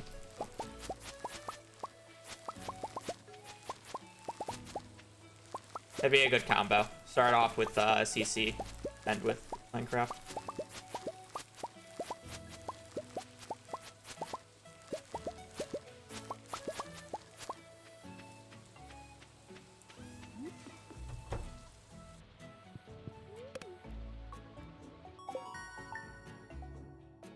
And we should save a little bit of time.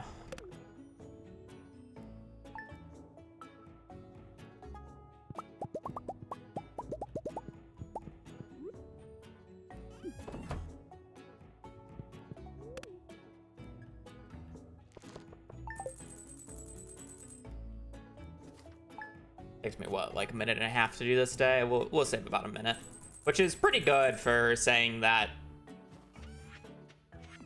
No, I made the mistake in last split. Huh. Guess I thought I would save more.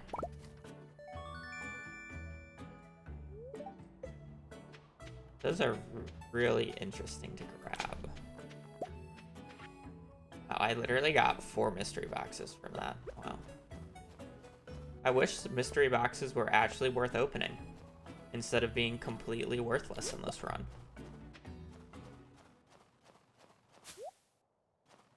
I'm gonna walk out of my way for it, man. Really, I get more just in a more convenient spot. I get blueberry seeds to start? What do you mean? I just bought them. I had 55 strawberry seeds. It was very easy to get the blueberry seeds when you had that many strawberry seeds.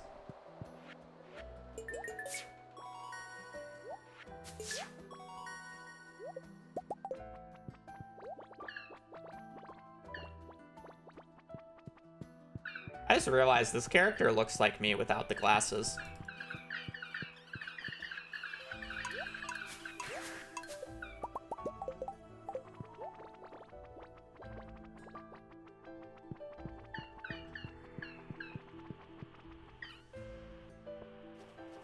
Dirty blonde hair, kind of blue shirt.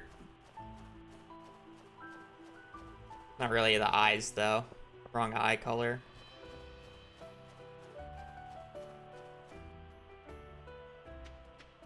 Riding for world record for what category? For CC? No, I would always do it on stream. I wouldn't play Stardew off stream.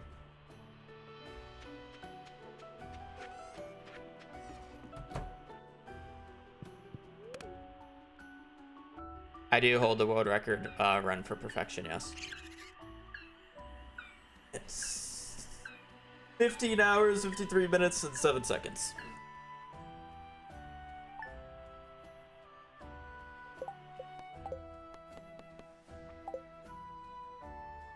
I have to relaunch the game or I have an audio bug that happens. I'm also going to take this opportunity to go to the bathroom and hopefully run ads if they haven't been run recently. I'll be right back.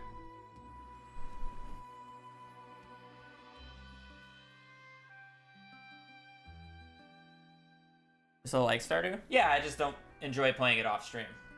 I like speedrunning it. It's like if I'm not on like why am I not streaming if I'm speedrunning it?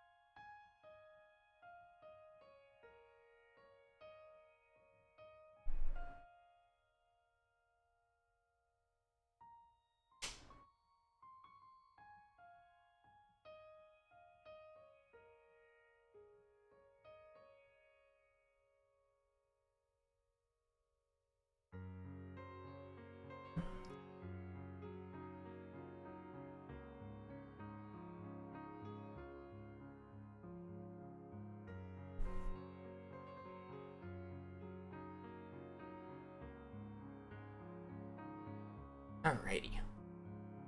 Games that I play off stream. Confidential.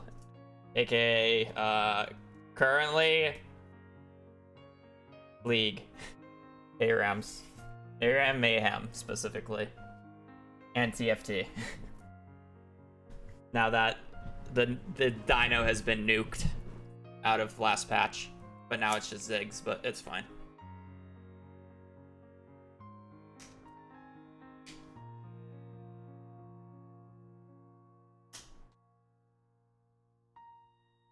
No, I'll never do a perfection run in one sitting. I don't like streaming for that long.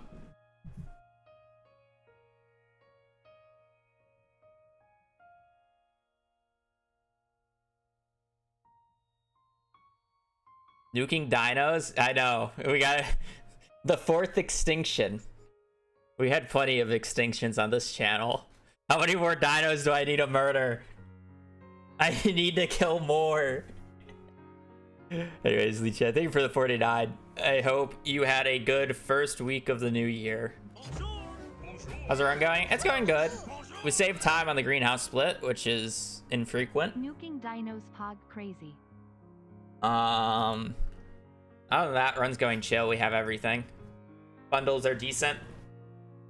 Just like taking my break right now. hour and a half in.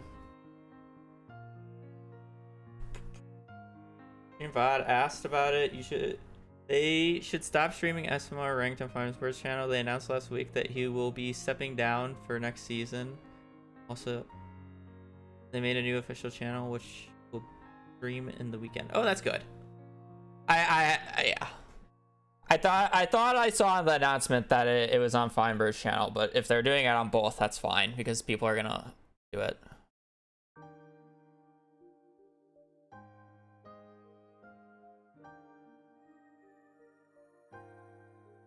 I guess that makes sense because I feel like he wants to be a competitor. So if he steps down and gives more control over to the other people, then he can be more of a.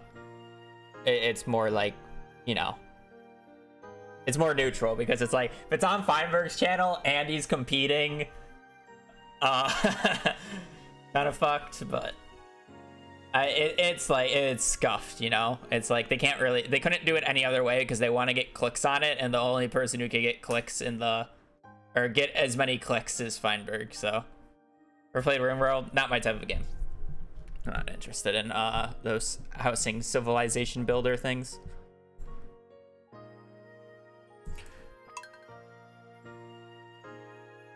I've seen gameplay of it. Doesn't look interesting, to be quite honest. Interesting to me. I understand the appeal of those types of games, though.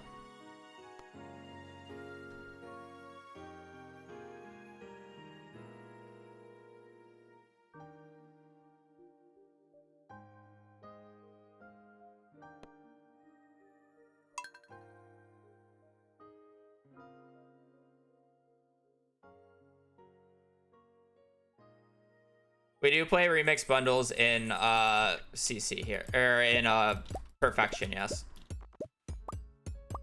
The only bundle I specifically care about is Garden Bundle, but obviously I want no animal products.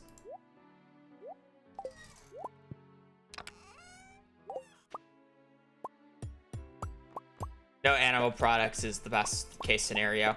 This run I have home cooking, so I technically have 2 animal products that I need to get, but those are the easy ones. Like I just have to get eggs and milk, where I don't have to get like rabbit's foot, duck feather, all that jazz.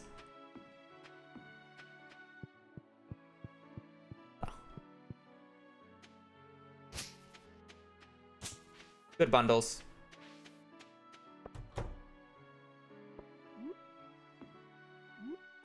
I need to remind myself to pick up the jade from the chest.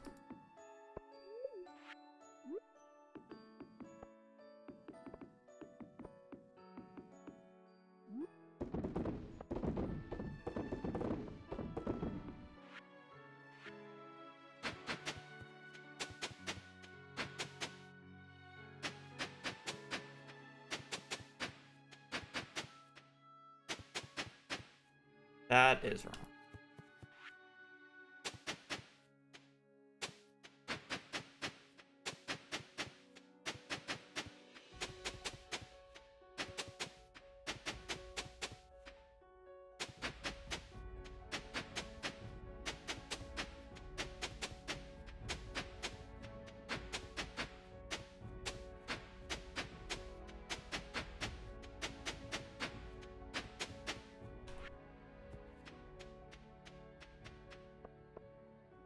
Yeah, winter year 2.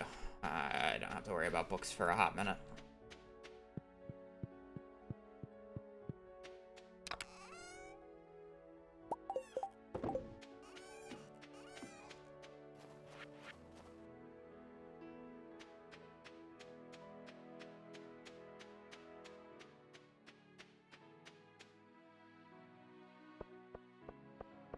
I mean, it's a single player game, it doesn't matter. You can play it how you want.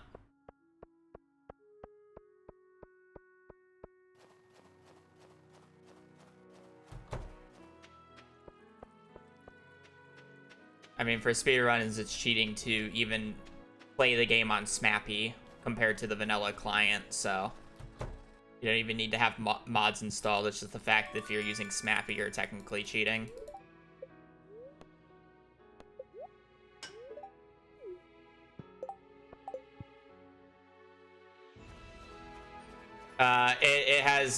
It has innate changes that changes the default game, which is why it's not allowed. It's technically faster to run on it.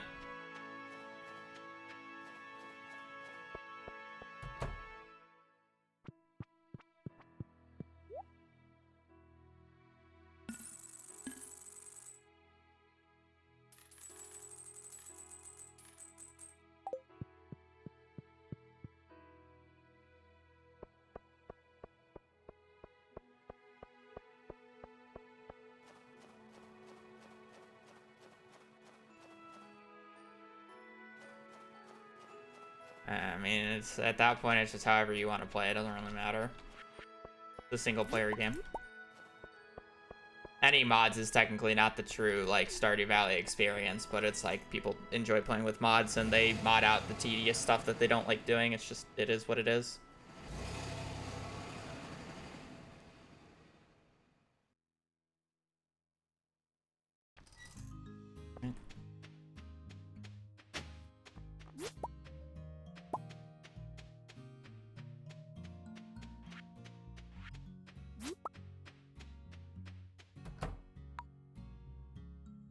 We use auto hotkey.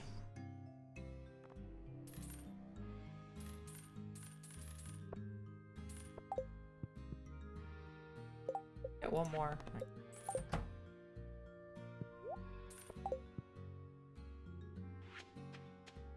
I had to sell 2 more pumpkins.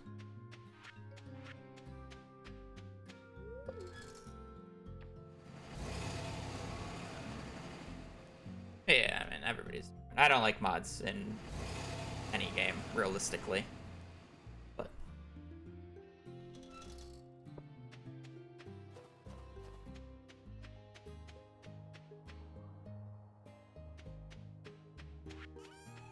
each their own, you know?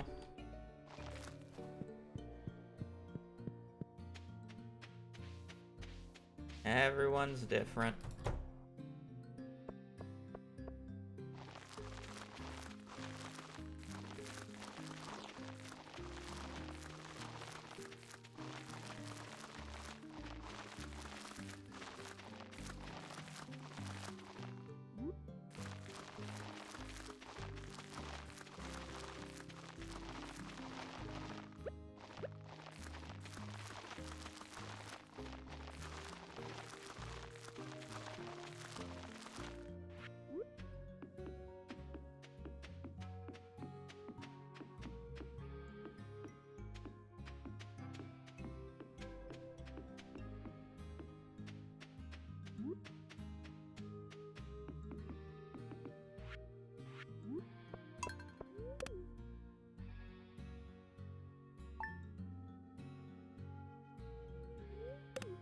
Yep, we love the tractor mod. It's funny. I've discussed about a balanced edition that could be similar to the tractor mod that CA could theoretically add, and it would be balanced. But I just feel like you can't add it now that the Iridium Scythe is a thing. At the same time, it would have to be a plow that you could attach to your horse, and the only thing it does is till land. You know? It doesn't break rocks, it doesn't break trees, it just tills. Also, apparently we have an owl seed. But you would have to, like, the only way that it would be balanced if it's unlocked behind the, like, master room or nut room, I guess. So it's at least mid to late game. But if it does anything more than just plowing, it's broken. And then it actually gives a use to use the horse, you know, because the horse is pretty awful.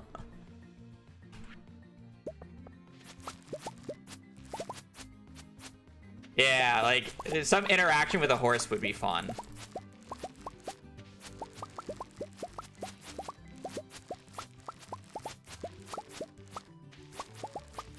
I don't think you realize how much I dislike the horse in this game. The horse is so bad. When I did a 100% item collected farm, I built the horse stable and never used it. So I never even gave it a name. So it just sat there.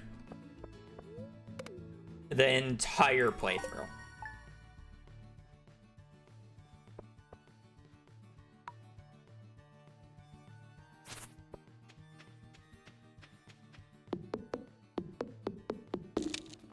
No, I don't have any extra info on Haunted Chocolatier.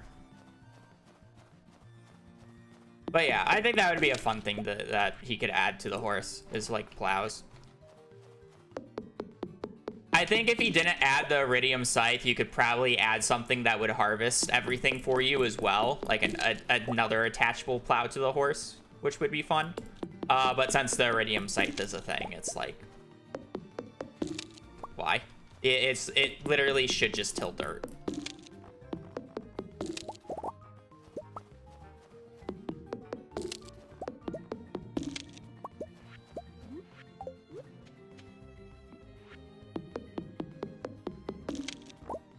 Horse plow, yeah. Will he add that? I don't know. Probably not, but...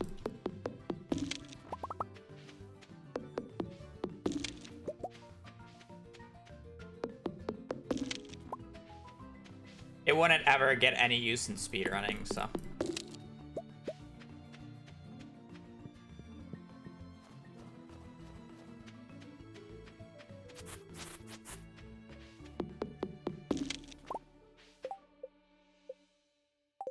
Four... 6...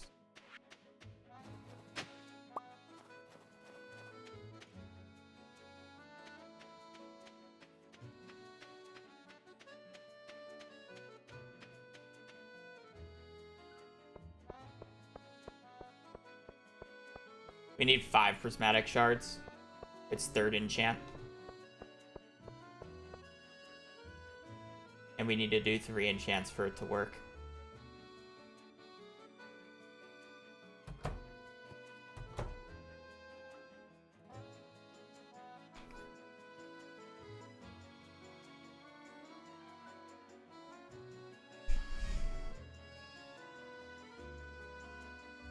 I mean, other games have laid percent, but laid percent in this game would literally just be getting to Emily's cutscene, right? It's the only cutscene that, like, somewhat indicates sex.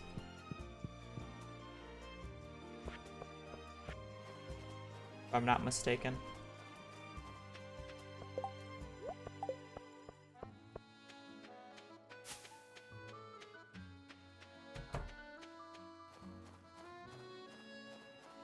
It's gotten into the mastery room, which you can gain access to after you get level 10 in all skills. Oh, where am I going?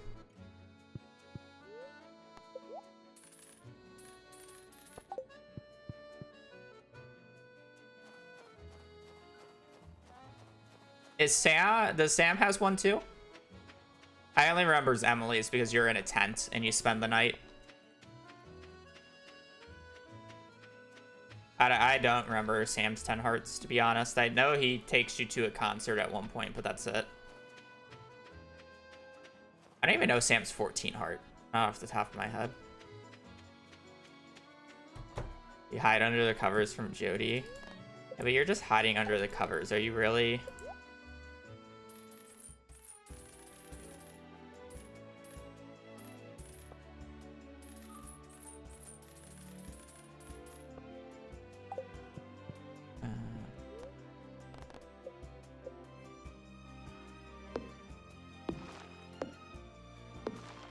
Haley's is a kiss, I know that.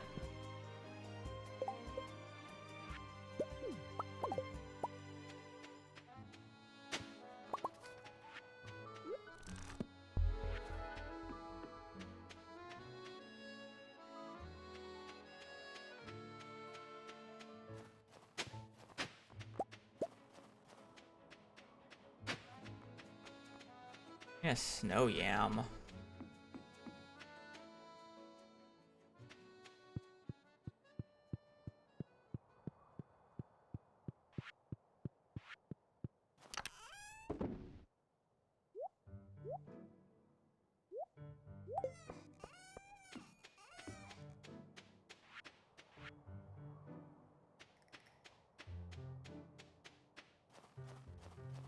I don't remember Elliot's either. A Magna Ring didn't get in the mines and I can't craft it yet, so.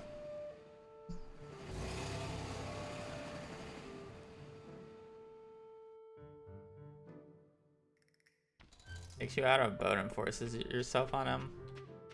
And people don't get mad at him for doing that. Where's the Elliot hate?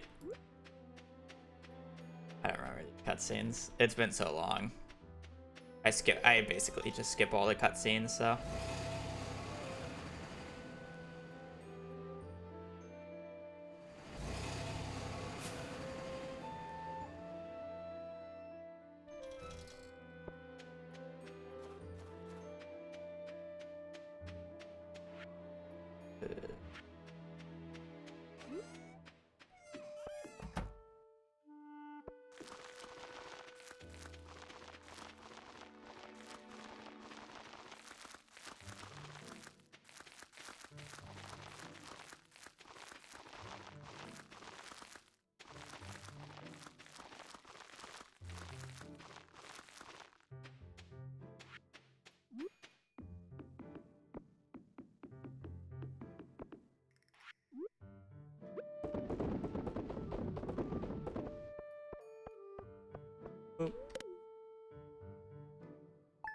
All cutscene speedrun, there's too many cutscenes.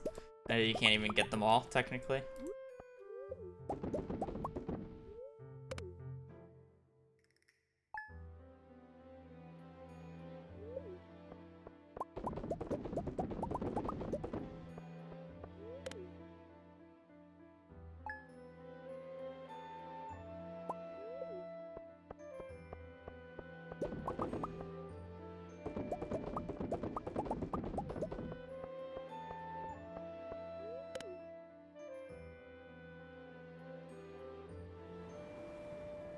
In this game, every NPC is super cool with complex characteristics, is what I was assuming you were trying to type, except for bachelors and bachelorettes. I feel like that's how you start a war in the Stardew Valley community.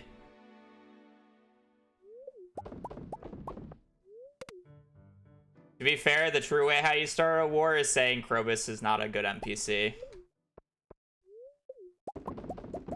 Because that guy's just universally loved.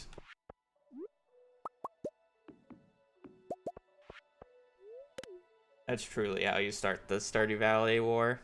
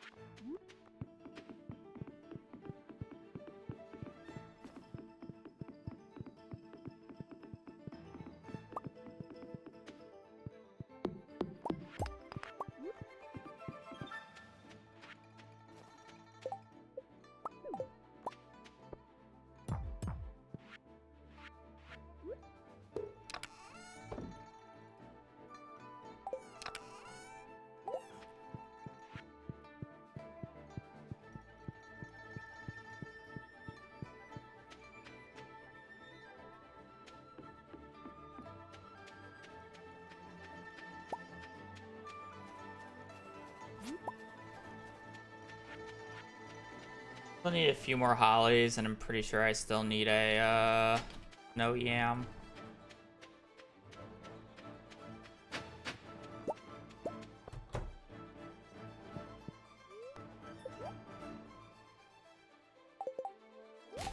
What XP does this give?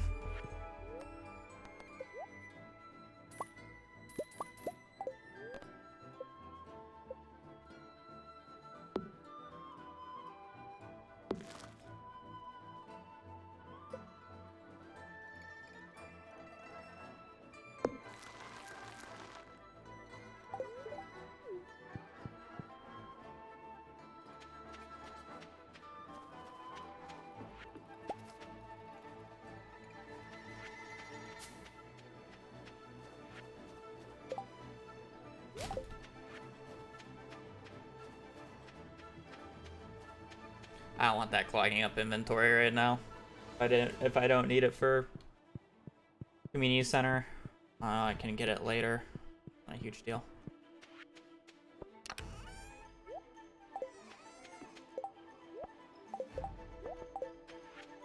Inventory is too much of a pain early on. Be dealing with it. Same thing with drum here.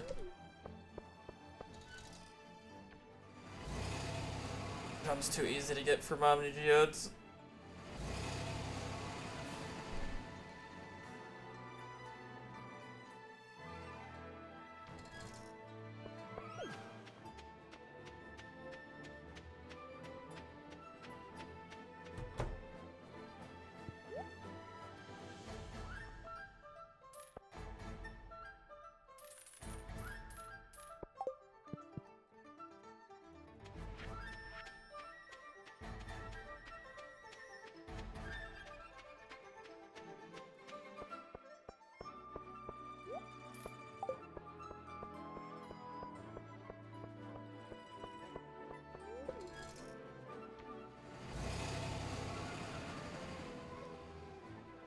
No. I played Stardew Valley casually on my very first playthrough before I started streaming. Or like actively streaming. It's like a 200-hour save file. I 100% in the game back in like 1.1, 1.2. And then I never played casually since.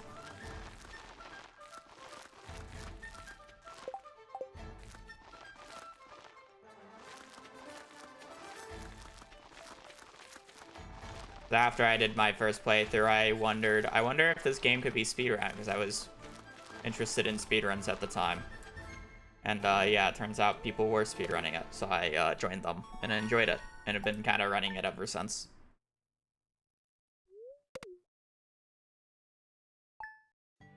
Off and on at the start, but the farmer looks like me. Actually, without glasses.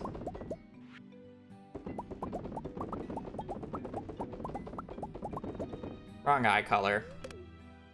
But otherwise.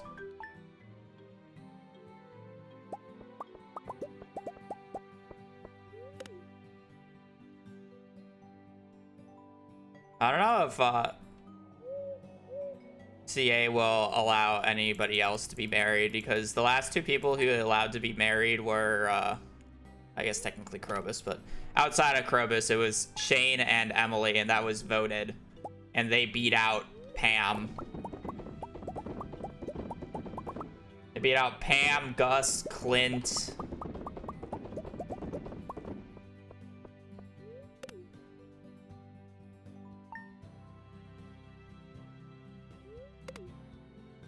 I'm pretty sure Pam was on the list.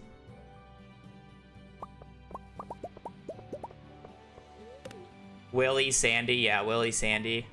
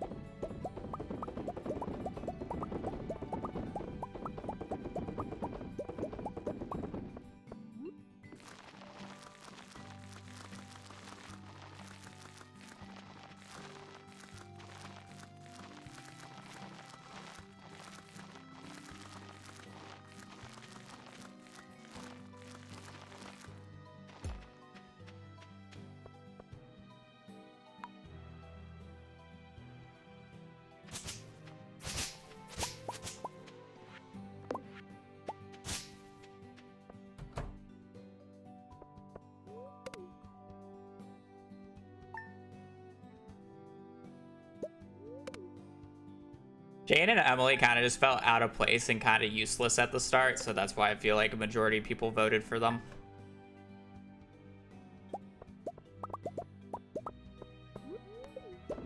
Like, imagine if Shane didn't even have his alcoholic, like, progression, right? Emily didn't have any of her cutscenes as well. They were kind of just there.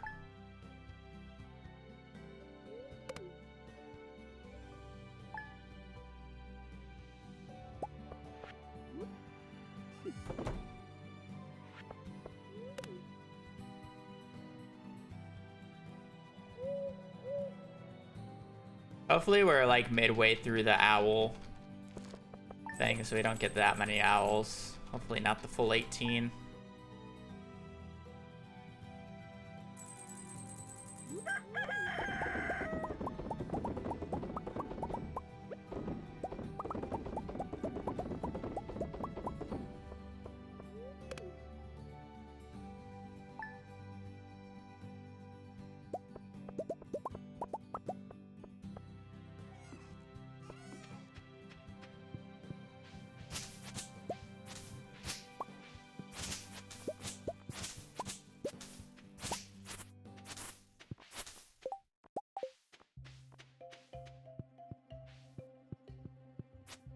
Found the other meteorite.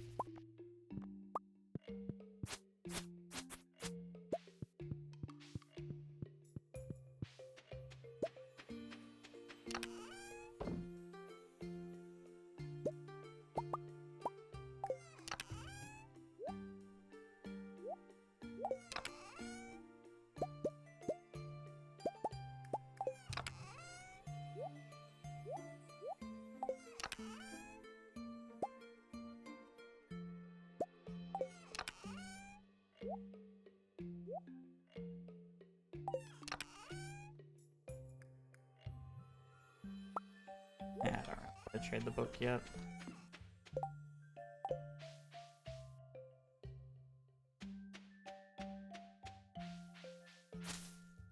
Oh.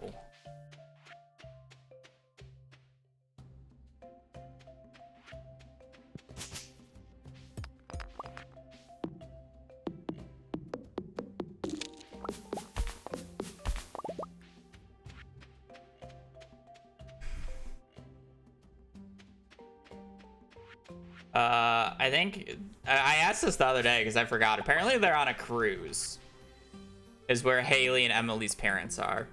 They're just on an infinitely long cruise.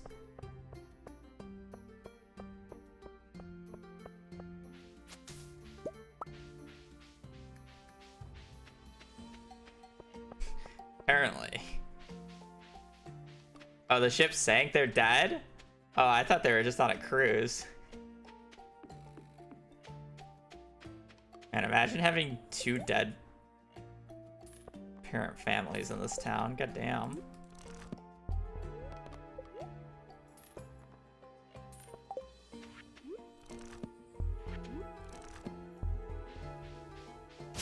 I already have that.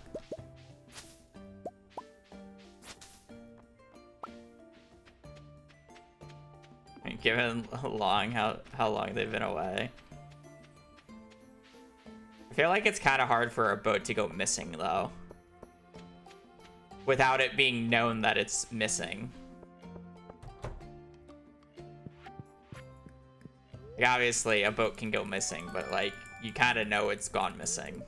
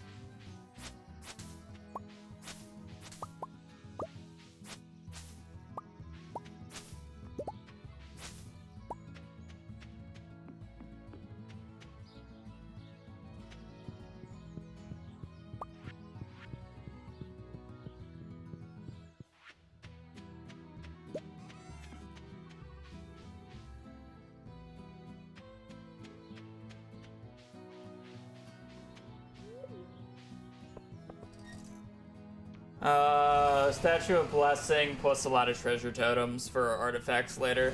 And Omni Geodes. I need like almost 2,000 throughout the run for everything.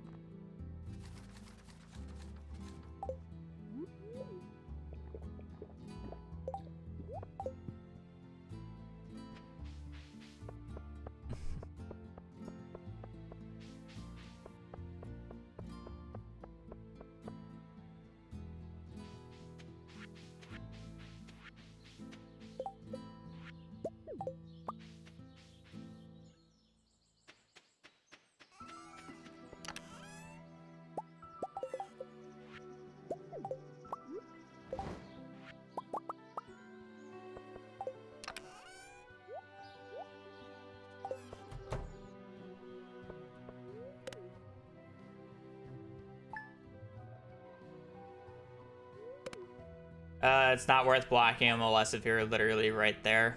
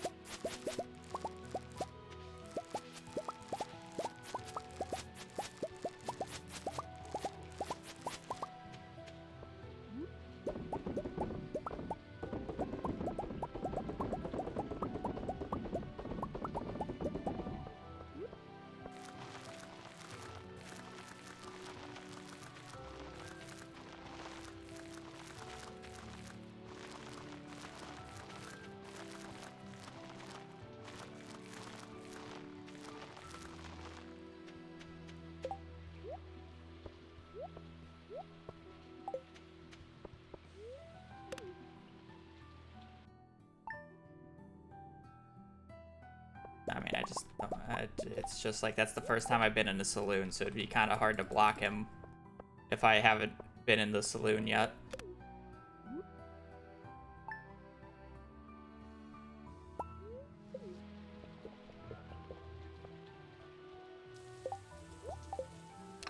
I should empty my inventory here a little bit. Reason I should empty my inventory here a little bit is because I need to pick up gems today.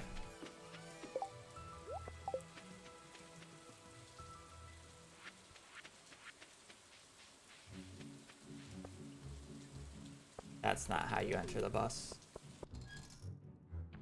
We have the treasure hunter, so we need all the gem types.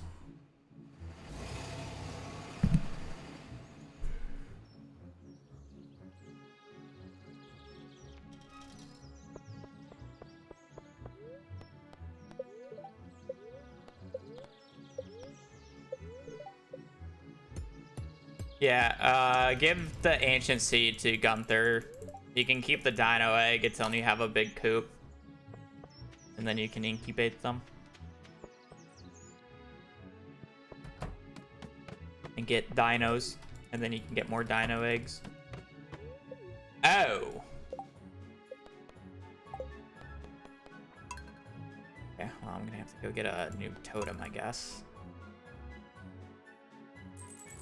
That's fucking annoying.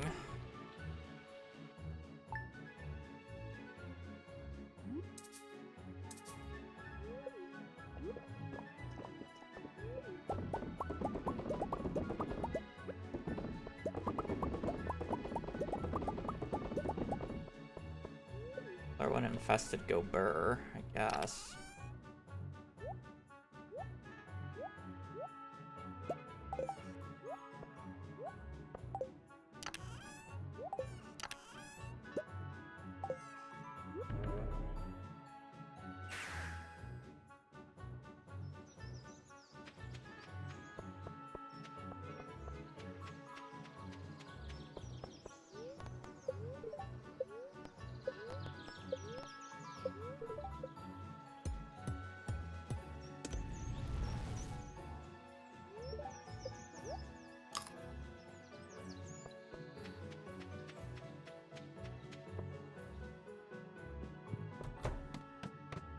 You think the update will come out?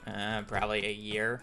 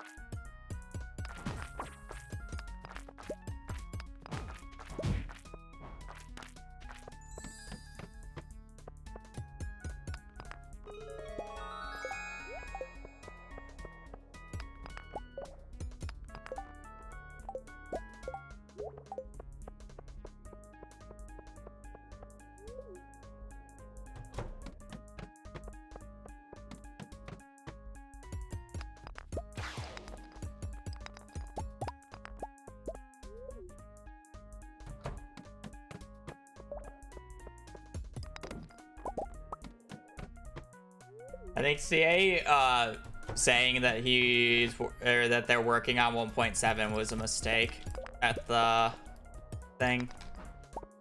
I feel like people, because he said they're working on 1.7, people are assuming that it's gonna come out like within a few months, but reality is they probably literally just started working on it the day he said it. And 1.6 took like 1.5 years for him to release, so yeah, probably 1.5 years for 1.7.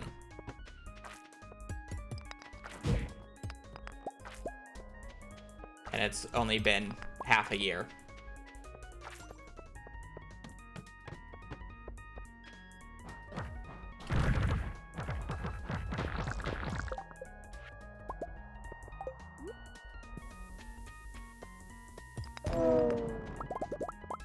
Oh, I got 4 from 2. That's pretty good.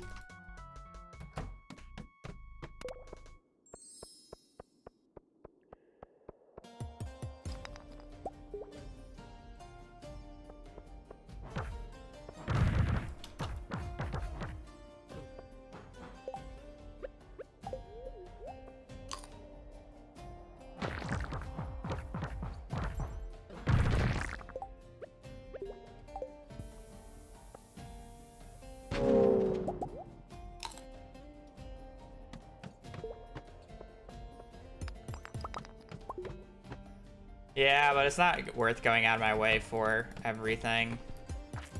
Only if it's kind of nearby.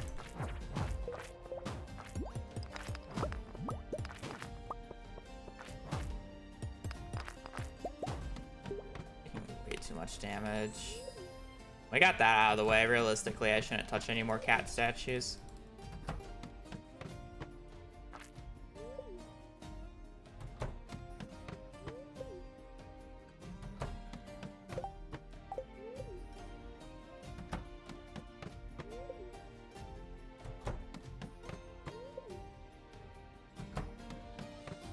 I'll need a ruby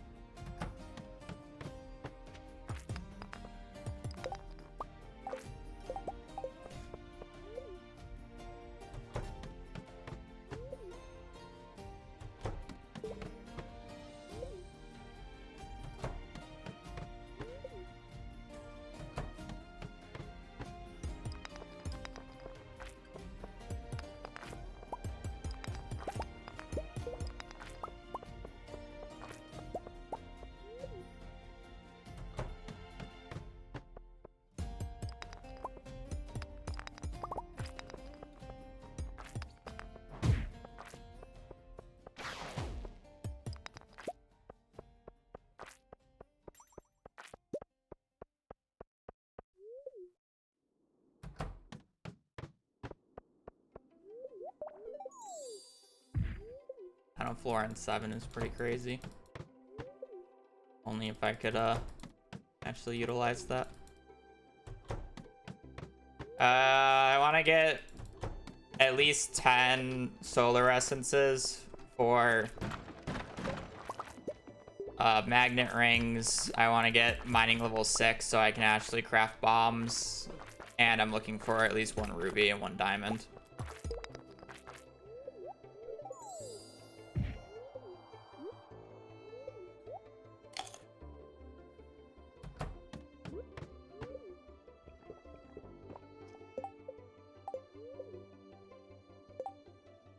We are mining level 6. I have 1. Enough. Yeah, mining level 6. Why am I like going back in? Why am I like... Oh, wait, I know why.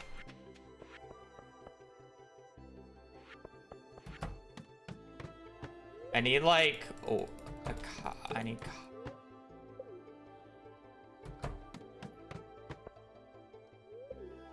I need more fucking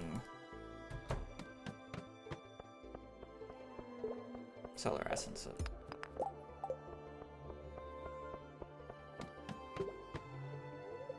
What I'm missing. No copper on the floor and great mummies. Now we're just gonna find copper on this next floor, and then we're gonna take like 10 years to find another mummy floor.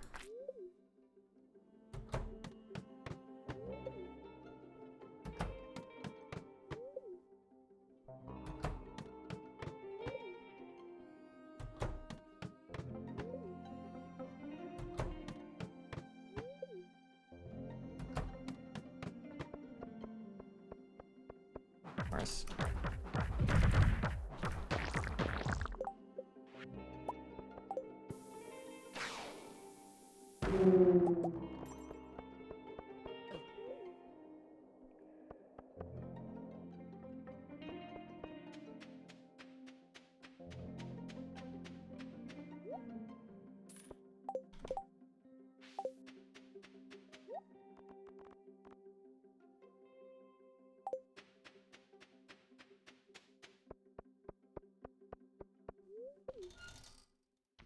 Only if I actually needed the rabbit's foot this run would that be great, but I don't, so it doesn't matter.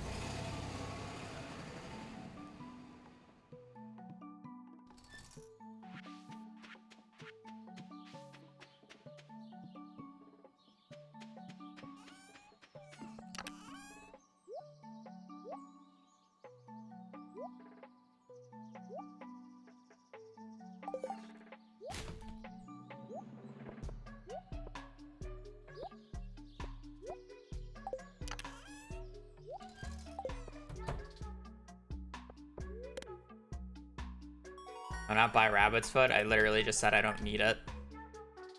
I don't have enchanter's bundle, so I don't need it.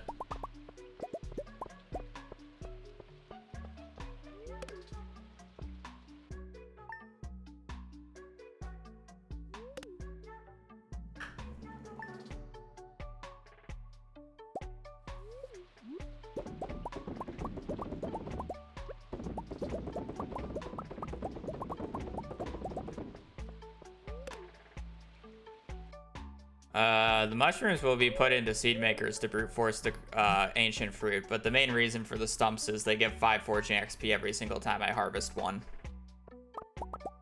So I need forging level 10, which is 15,000 XP, so. Need a lot of XP. To put it in perspective, every 5 stumps I harvest is equivalent of me chopping down 1 large stump on the farm. And they're much quicker, you know? And it's like, let's say I get 40 of it, it's basically the same thing as me clearing out the secret woods, but it takes 5 times less time to do.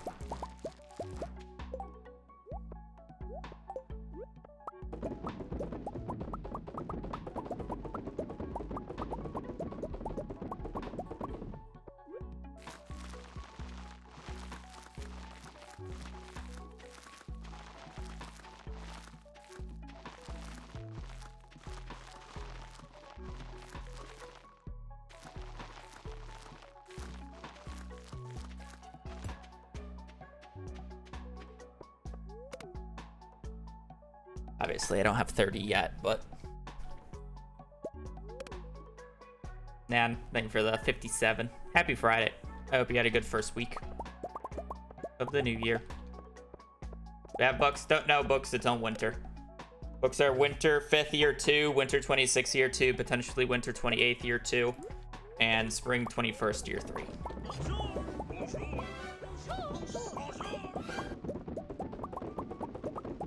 Hi Habu. Happy Friday. I have no idea about books.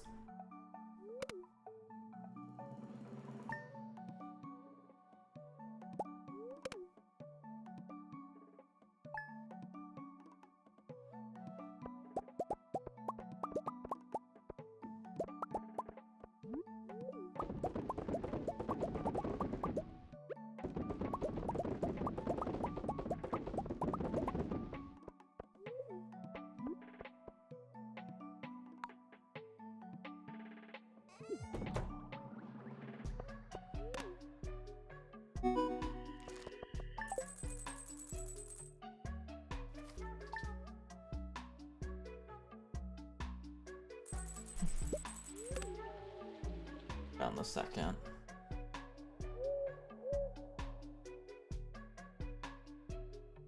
I just need to see if it rains on the 17th.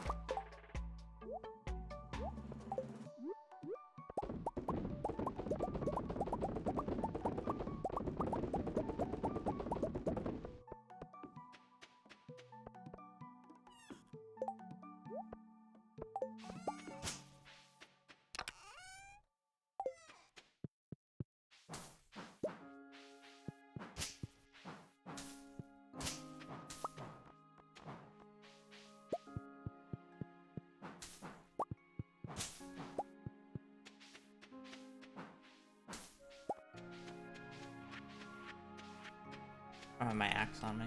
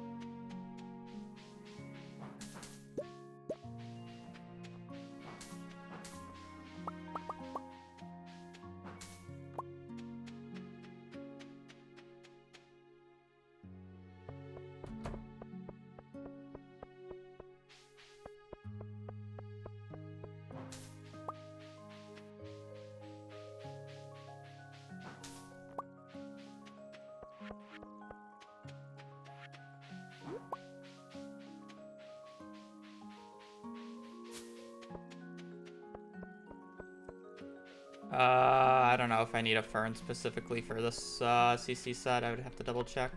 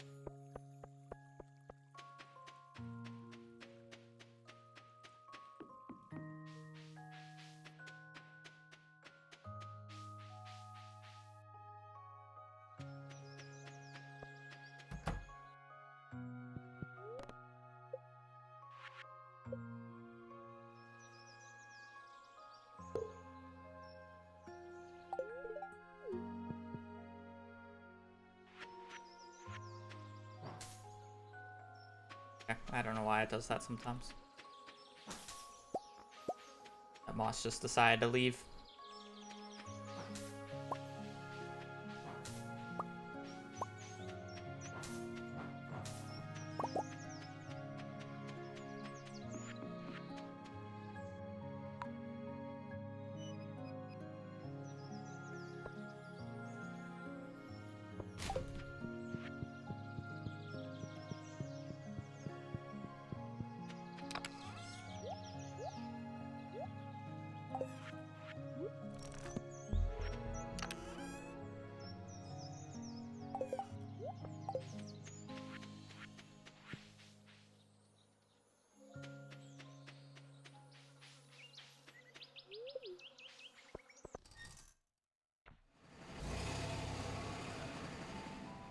You count trains passing as a useless event? No, because trains don't waste time.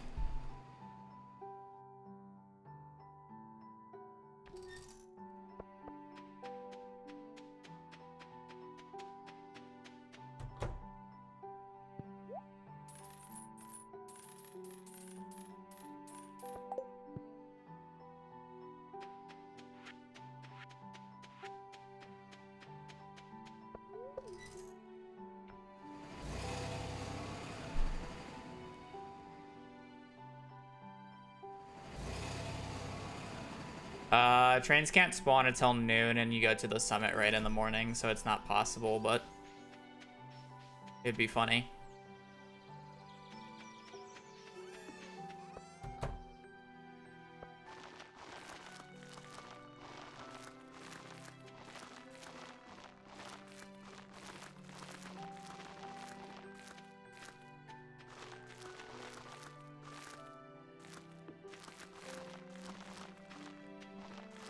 Where's it 9 a.m.? I think it's noon. No, I think it's 9 a.m. I'm being stupid.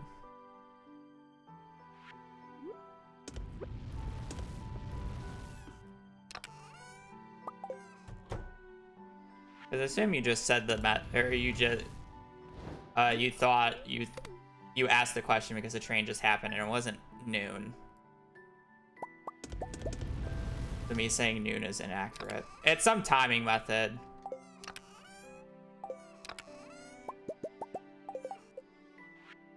I forget the exact number though.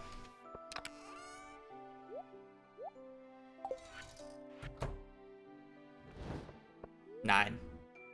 Okay, so it is 9. 9 makes more sense.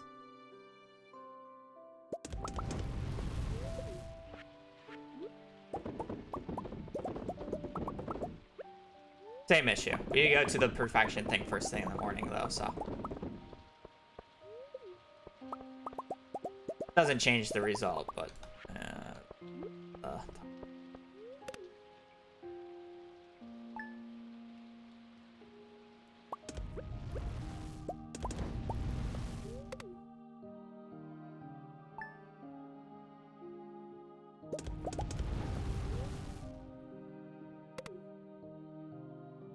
I don't know any tips for the Trout Derby. I've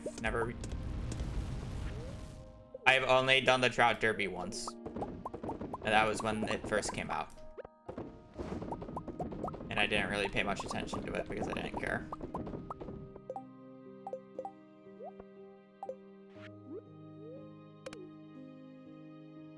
Fish.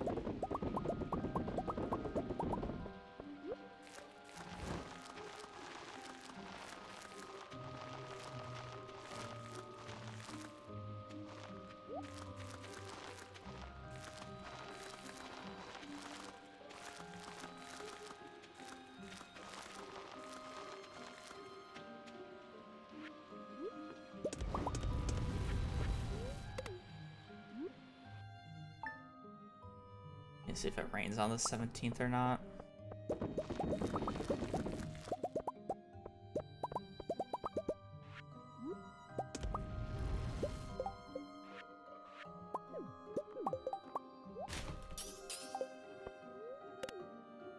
Finally, magnetism.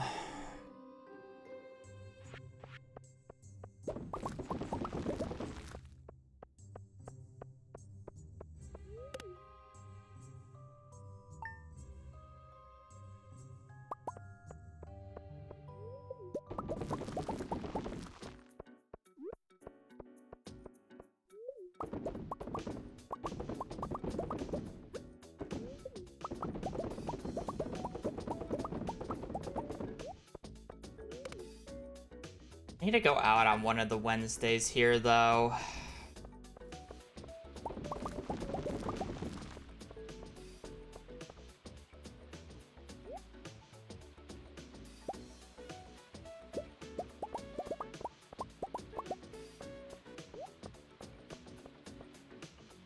Yeah, fuck it, we'll do it on this day.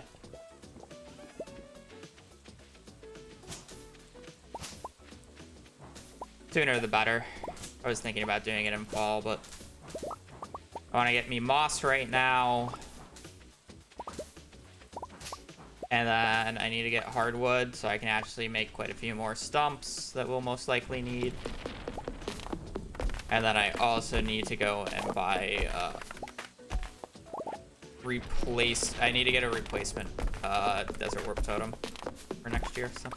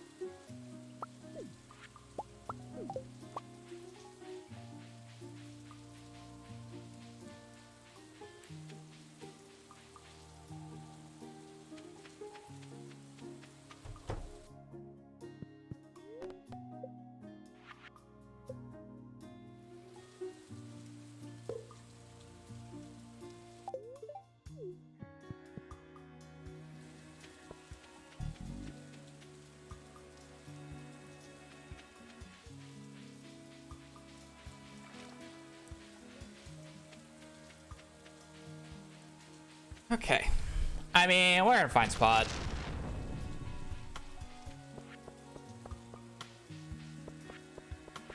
Should add more hardwood, but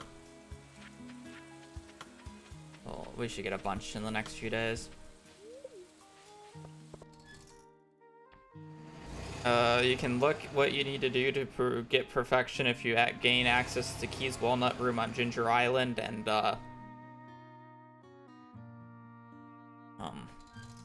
Look at the perfection tracker on the right-hand side. It's the little bear statue.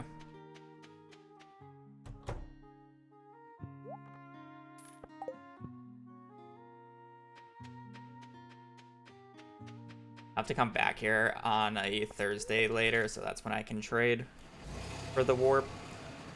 So I only have to go to the trader once instead of twice here. It's more efficient. Does feel bad that I have to buy the extra omnis there, but whatever. Unlucky for getting monster floor 1 on the 16th. My fault.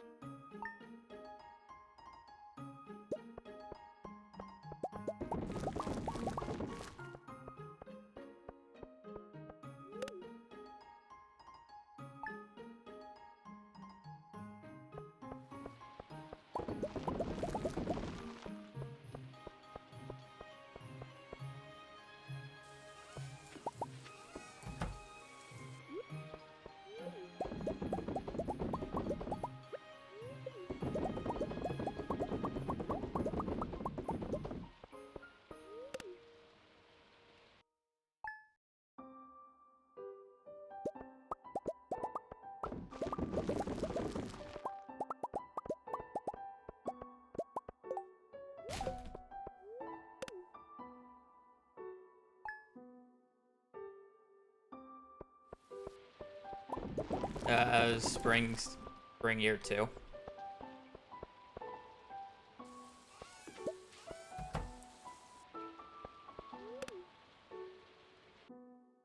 I mean, the earliest, if I was mid-maxing, like, in terms of, like, money per day, like, I could have it in spring of year 1 pretty easily, but it's not, there's no point in a speedrun that's slow.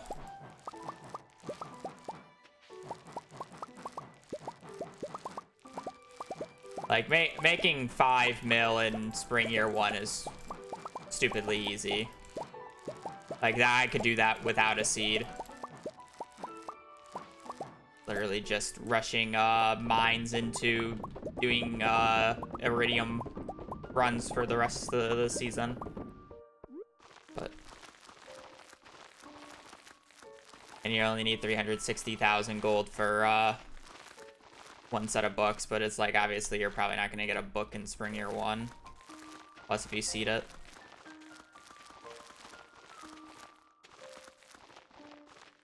Reason to do that.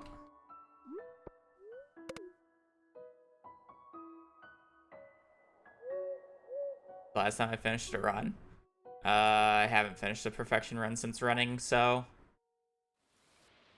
I don't know how long I've been running perfection, like a month or so.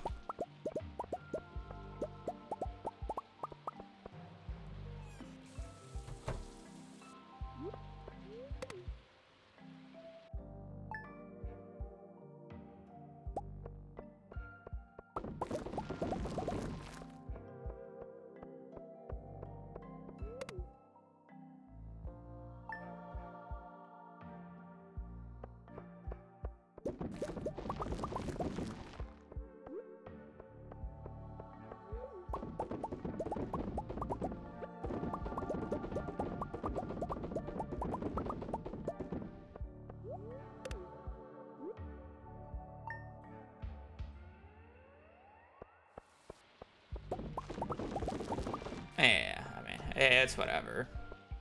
I understand what you're trying to ask there. It's like, yeah, I just haven't finished a run. Sucks. But out of all the runs that I've done, I've only gotten the RNG in terms of the RNG for the books, and everything else needed to be able to finish it like a handful of times. And then, like, obviously it's a hard run, so I'm just gonna make mistakes. And any mistake can basically just instant kill the run, so like, I'm looking for that level of optimization, so it just is what it is. It's already hard enough to get the RNG, and then on top of that, I have to play well, which is very hard to do for 16 hours straight.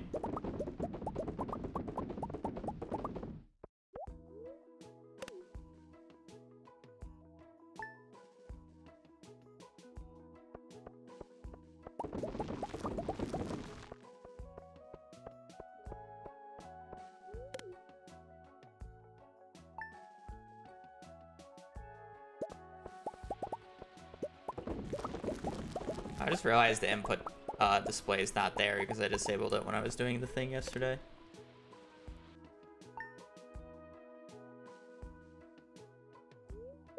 There, have the input display back. Fish for CC? I should fish for CC. I'll get another rain day, but you are correct. I should have fished yesterday. I'm kind of like half torn because it's year 2 books, and I could just get the fishing book pretty easily and then fish next year, but yeah, it's probably better for me to just fish now. I should get a rain day tomorrow, and if I don't, I'll get one pretty late into the season.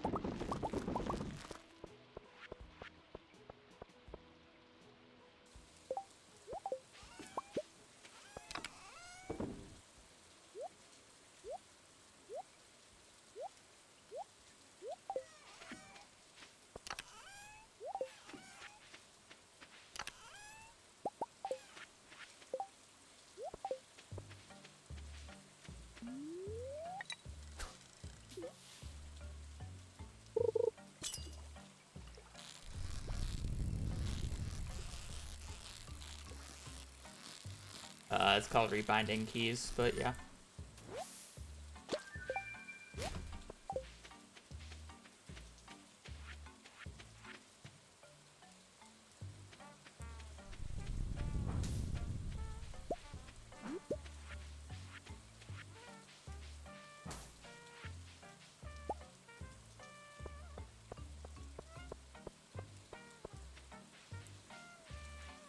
Winter 5th is our first book check. We're guaranteed books if the Winter 5th check is combat, but as long as we get the fishing or the combat book, on one of the Winter's days, there is a spring check that I can get that can bail me out. I go through all the possibilities, but Winter 5th, Winter 26th, and then we have a 50-50 on if a book shows up on Winter 28th. Technically a chance the book doesn't show up on the 26th, but then it's guaranteed to show up on the 28th. And then there's also a chance of getting a book on the 26th and the 28th.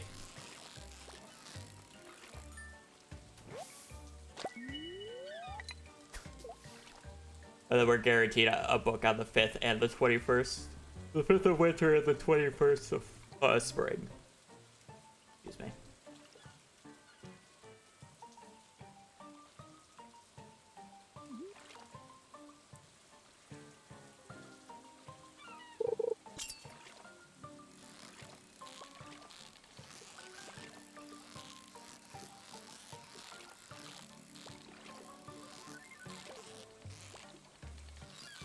But because of how patterns work, if I get a combat book on the 5th, as long as the book on the 26th shows up, it's guaranteed a fishing book on the 26th. But if I get a fishing book on the 5th, then it's I won't get a combat book on the 26th. I'll get a different book. But that could be fine because as long as I get the combat book on spring 21st then, or on the 28th, if it shows up, I don't know. I don't know how it relates in this context. We'll be fine, right?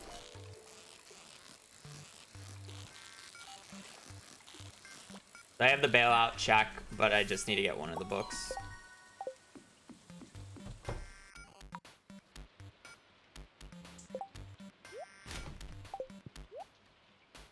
Meal bait is one.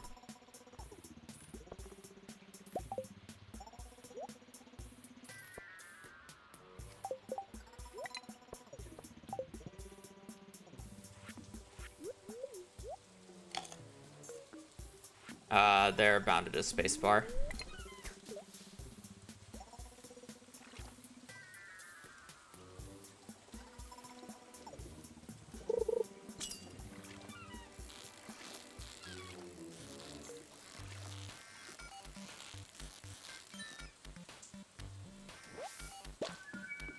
I just can't reach those bubbles, right? Yeah, I can't.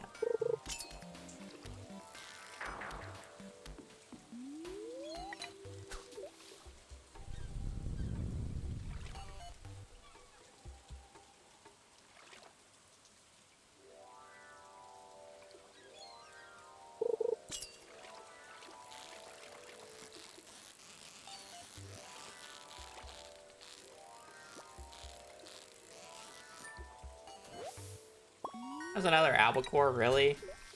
God, this ocean fish has sucked. I have a sardine and that's it? Not a red snapper. Any red snapper and tilapia still? That's crazy.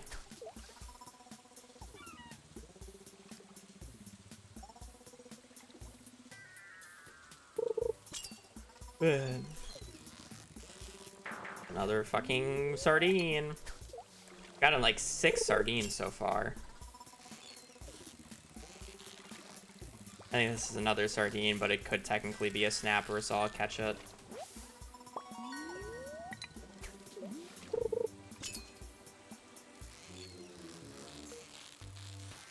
Could be a snapper.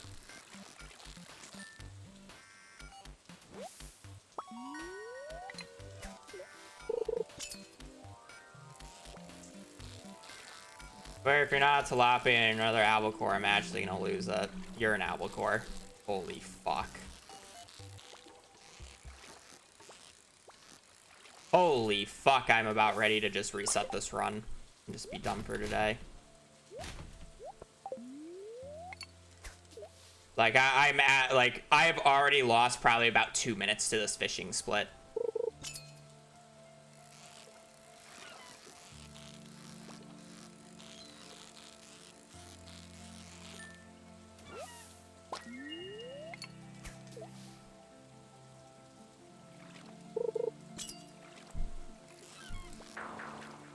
I'm biased. I think Minecraft's the worst, Stardew's the best, Terraria's in the middle.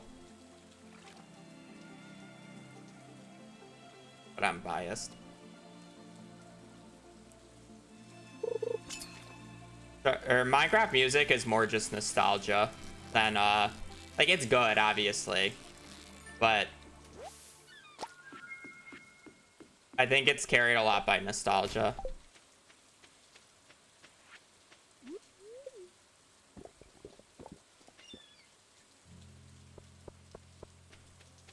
Like, it's good, don't get me wrong. It's very good, but like, again, I'm biased. I think Stardew has one of the best indie game soundtracks there is. And then Terraria just really fits its game.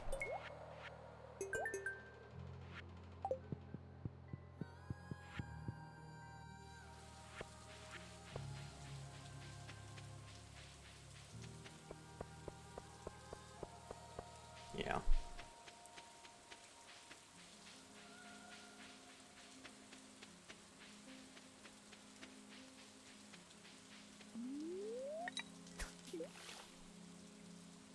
All Night slaps, you know, Undertale slaps.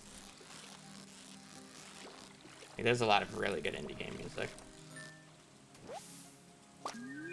Don't get me wrong.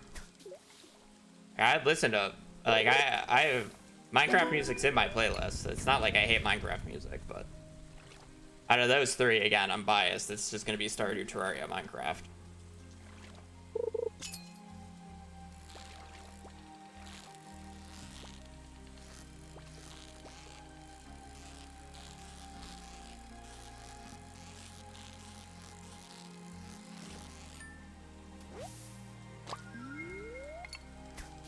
It's funny because out of all 3 games, the only game that I don't play with muted music is Terraria's. I I play Minecraft with muted music, and I play Stardew with muted music. But I play Stardew with muted music because the music never plays because of speedrunning and sleeping so many days. And then Minecraft is just like, I just play with Minecraft music muted. But Terraria I don't, because Terraria's music is always playing, so I can always just have it on. It's the only game. It's the only one of the 3 games that I just don't play muted, which is interesting. Because Terraria's music is always playing, I don't actually have to worry about having music to fill in the dead spots. Yeah. And that's the difference between the 3. Again, Stardew just has the innate flaw because I speedrun it. Like, we just hear the intro of all of the seasonal songs when I'm literally sleeping half the season, right? And it's just like, we're not really listening to the music anymore.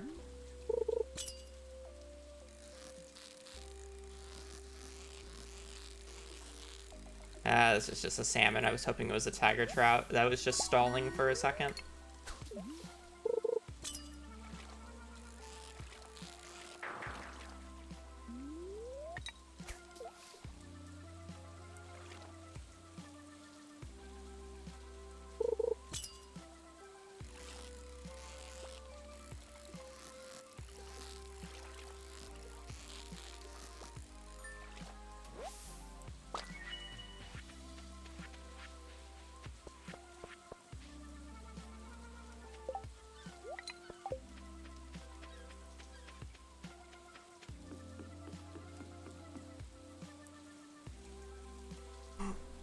Speaking of games that do a really good job with the soundtrack, Pikmin 3 has a really interesting soundtrack with gameplay dynamics during bosses.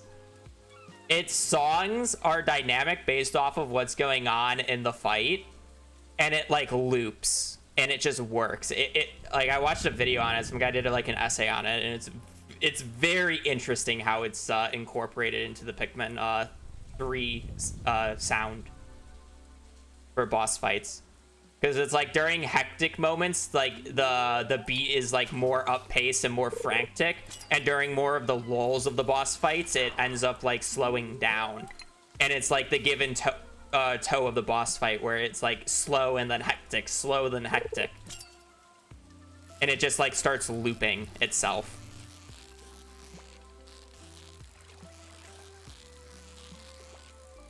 It's a very interesting video. Yeah. Even get a song to work like that is like really interesting, because it has to be able to change basically on the spot. So essentially the notes, like, instead of like pitching the notes, like when I say like pitching the notes, I mean like it's a different set of notes at like different keys for what like kind of phase the boss is in, or mode the boss is in. So it becomes its own unique song in a way. There's no just like one song where it's just played at different speeds depending on what portion you are at.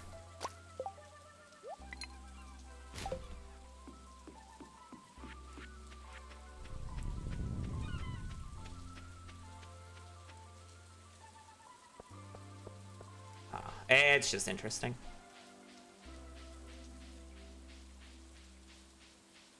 I'm not any sound expert by any degree, but yeah.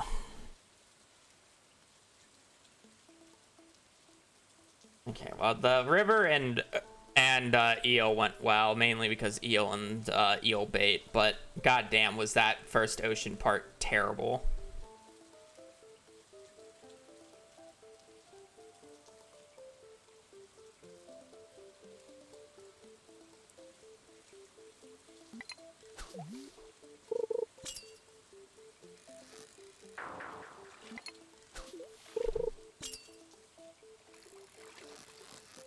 This is a smallmouth, but I'll pick it up because I need it for fishing and XP, I guess.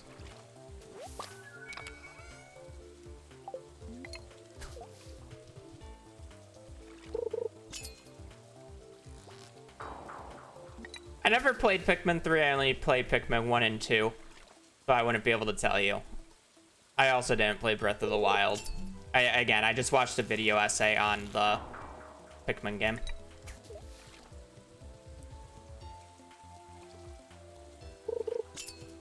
Or Pikmin 3's music specifically.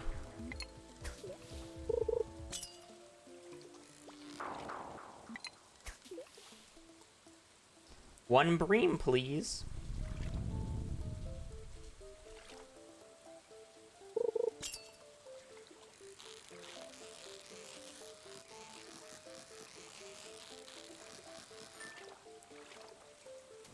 I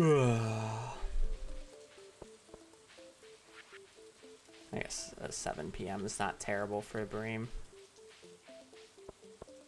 I don't know what types of games those are. I doubt it, though, if I don't know it.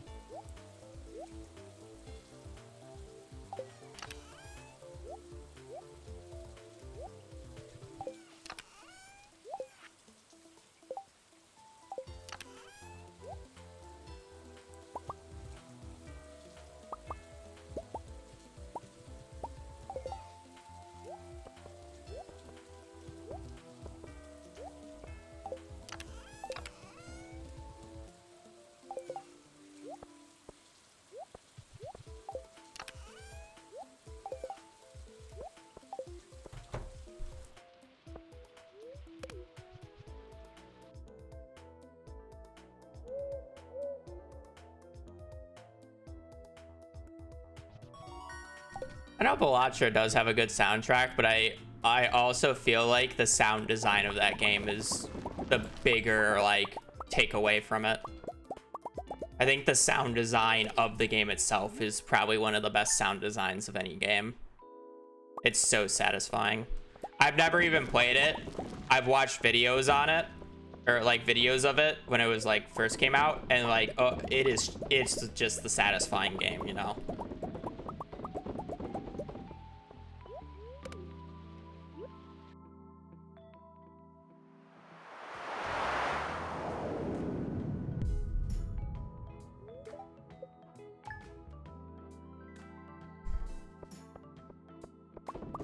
I think Stardew does a very good job of sound design as well.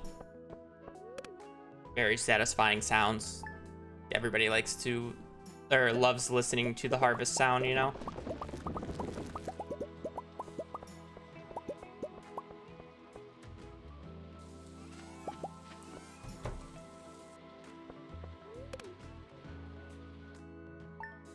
Yeah.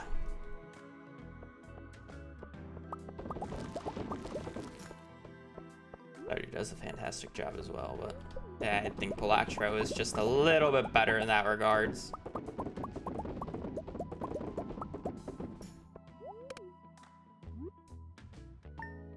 When you get concerned about ancient fruit, probably like next week.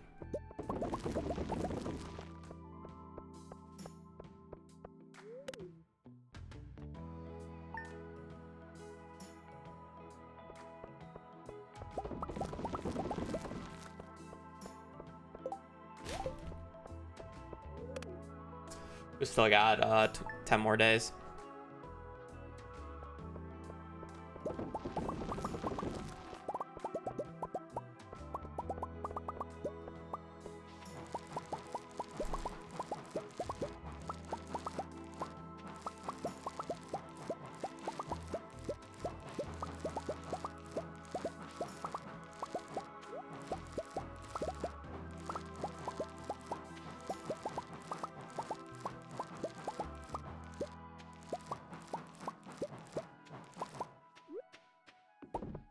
It's also slightly my fault if I don't get the ancient seed because I was really late on starting it, and that is like I just forgot to start it essentially.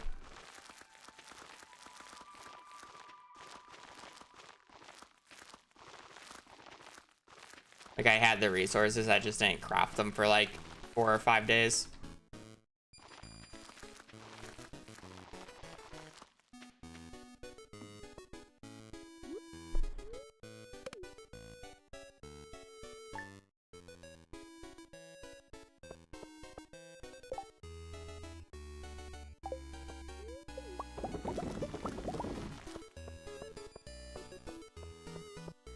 I need to get a hazelnut.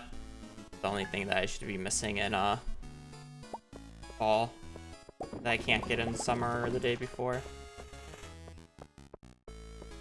Remember, I am supposed to be losing time on the split. I do the fishing in year 1 now instead of, I'm sorry, in year 2 instead of year 3.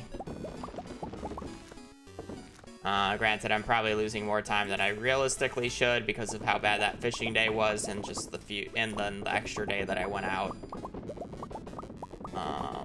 But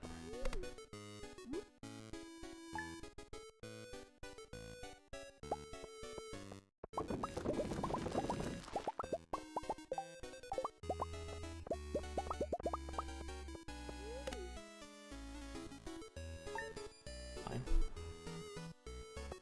I mean, this run has 4 days to produce me a ancient fruit, otherwise it's dead. I just won't have the ancient fruit in time on Ginger Island.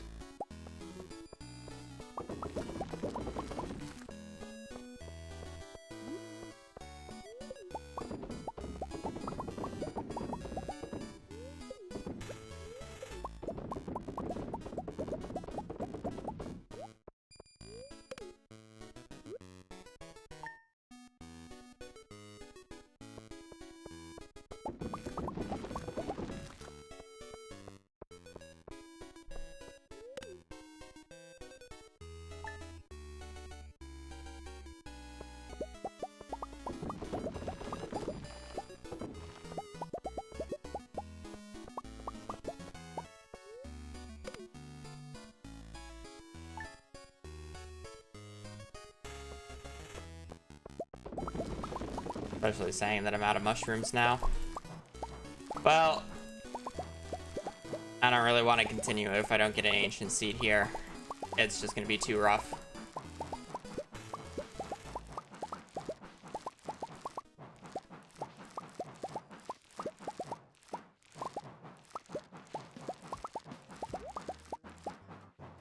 Like, I just can't play this right. I don't have enough mushrooms right now, and I don't have the ancient seed. We don't even get the book checks, really. Yeah, I can't play it. You could argue that it's my fault, but I would have run out of mushrooms anyways, which would have been the issue. That sucks. Go about it.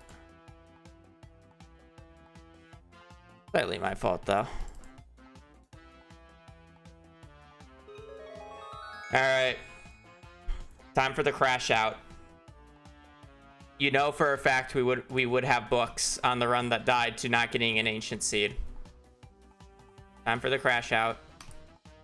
Woodcutters weekly. I think that gives us fish or combat on the 26th.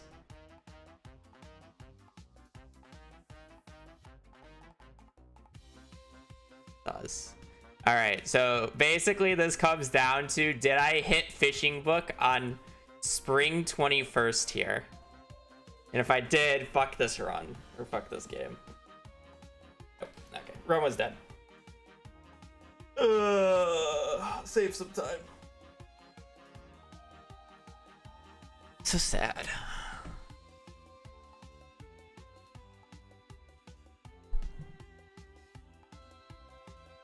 This says artful first try, unless if this is bugged. Because we got secret note 4 into 6, which guaranteed third enchant. Some need triple versus double though. Huh. And maybe it's just like 1%. Apparently we're supposed to get artful first, but whatever.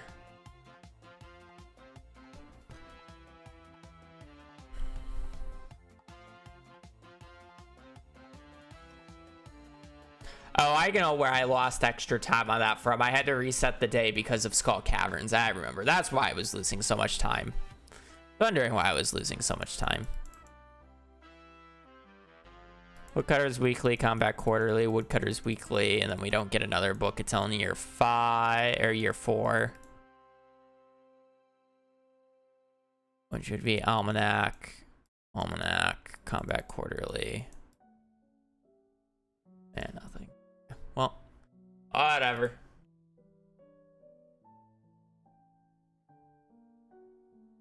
Is what it is. Wasn't meant to be. Any chance you stream playoffs? I won't stream it. I'm not a co-streamer or whatever they call them. Why is Run dead? Run died because I didn't get ancient fruit from the seed makers with the amounts of common mushrooms I put in. It's about a 1 in 200 chance every common mushroom I put in, and I put in a little over 200 by the end of that. And I didn't get in the time frame that I needed to start growing them by, otherwise it's too late. And then when I was checking the seed of the file to see if I would have even gotten the books anyways, I didn't get the book spawns. I didn't get a fishing book. I got a combat book, but not a fishing book. So the run would have been dead anyways. In like an extra like 20, 30 minutes. But it is what it is. You just gotta remember, positive gaming controller. I may be tiny. I may be a tiny game controller, but I believe in you. Go do your thing. You're next level awesome. I don't know why I like this thing so much. My brother got it for me for Christmas, and it's kind of just become a thing. I love this thing. Like, I have it under, like, I squish it a little bit between, like, it's like under my monitor. I don't want to rest it against my monitor because it's just gonna fall occasionally if I like shake the desk or whatever. So I kind of squish it under so it's more stable. And then I swear every time that I end stream, my first instinct is to reach for it, take it, and then just, you know, ADHD moment. I gotta squish it a little bit. It is kind of annoying because it has like this like cardboard thing here. And I don't want to dent the cardboard, right? I don't want to mess with it. But at the same time, I just want to like... I gotta be careful.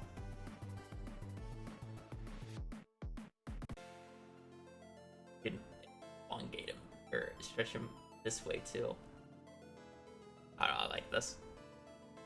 A very cute Christmas present. But yeah, that's it. I'm gonna peace. I will not be streaming this weekend. Most likely. I would definitely won't be streaming tomorrow. We'll see about Sunday. But yeah. I am gonna take a day off since I haven't taken a day off yet this year. Actually, that's a lie. I took a day off to pick up my sister, but it's been a week, so I need a day of not streaming. I've been streaming for a week straight. So other than that, I'm gonna peace. I do appreciate you guys watching, appreciate you guys joining. We'll be back Sunday or Monday, depending on if I feel like streaming Sunday. We'll see. But yeah, other than that, I appreciate you guys watching, appreciate you guys joining the stream. I do hope you guys have a great rest of your day and a great upcoming weekend. But yeah, other than that, thanks for the support. Have a nice rest of your day. Stay safe out there and take care. Later. Peace.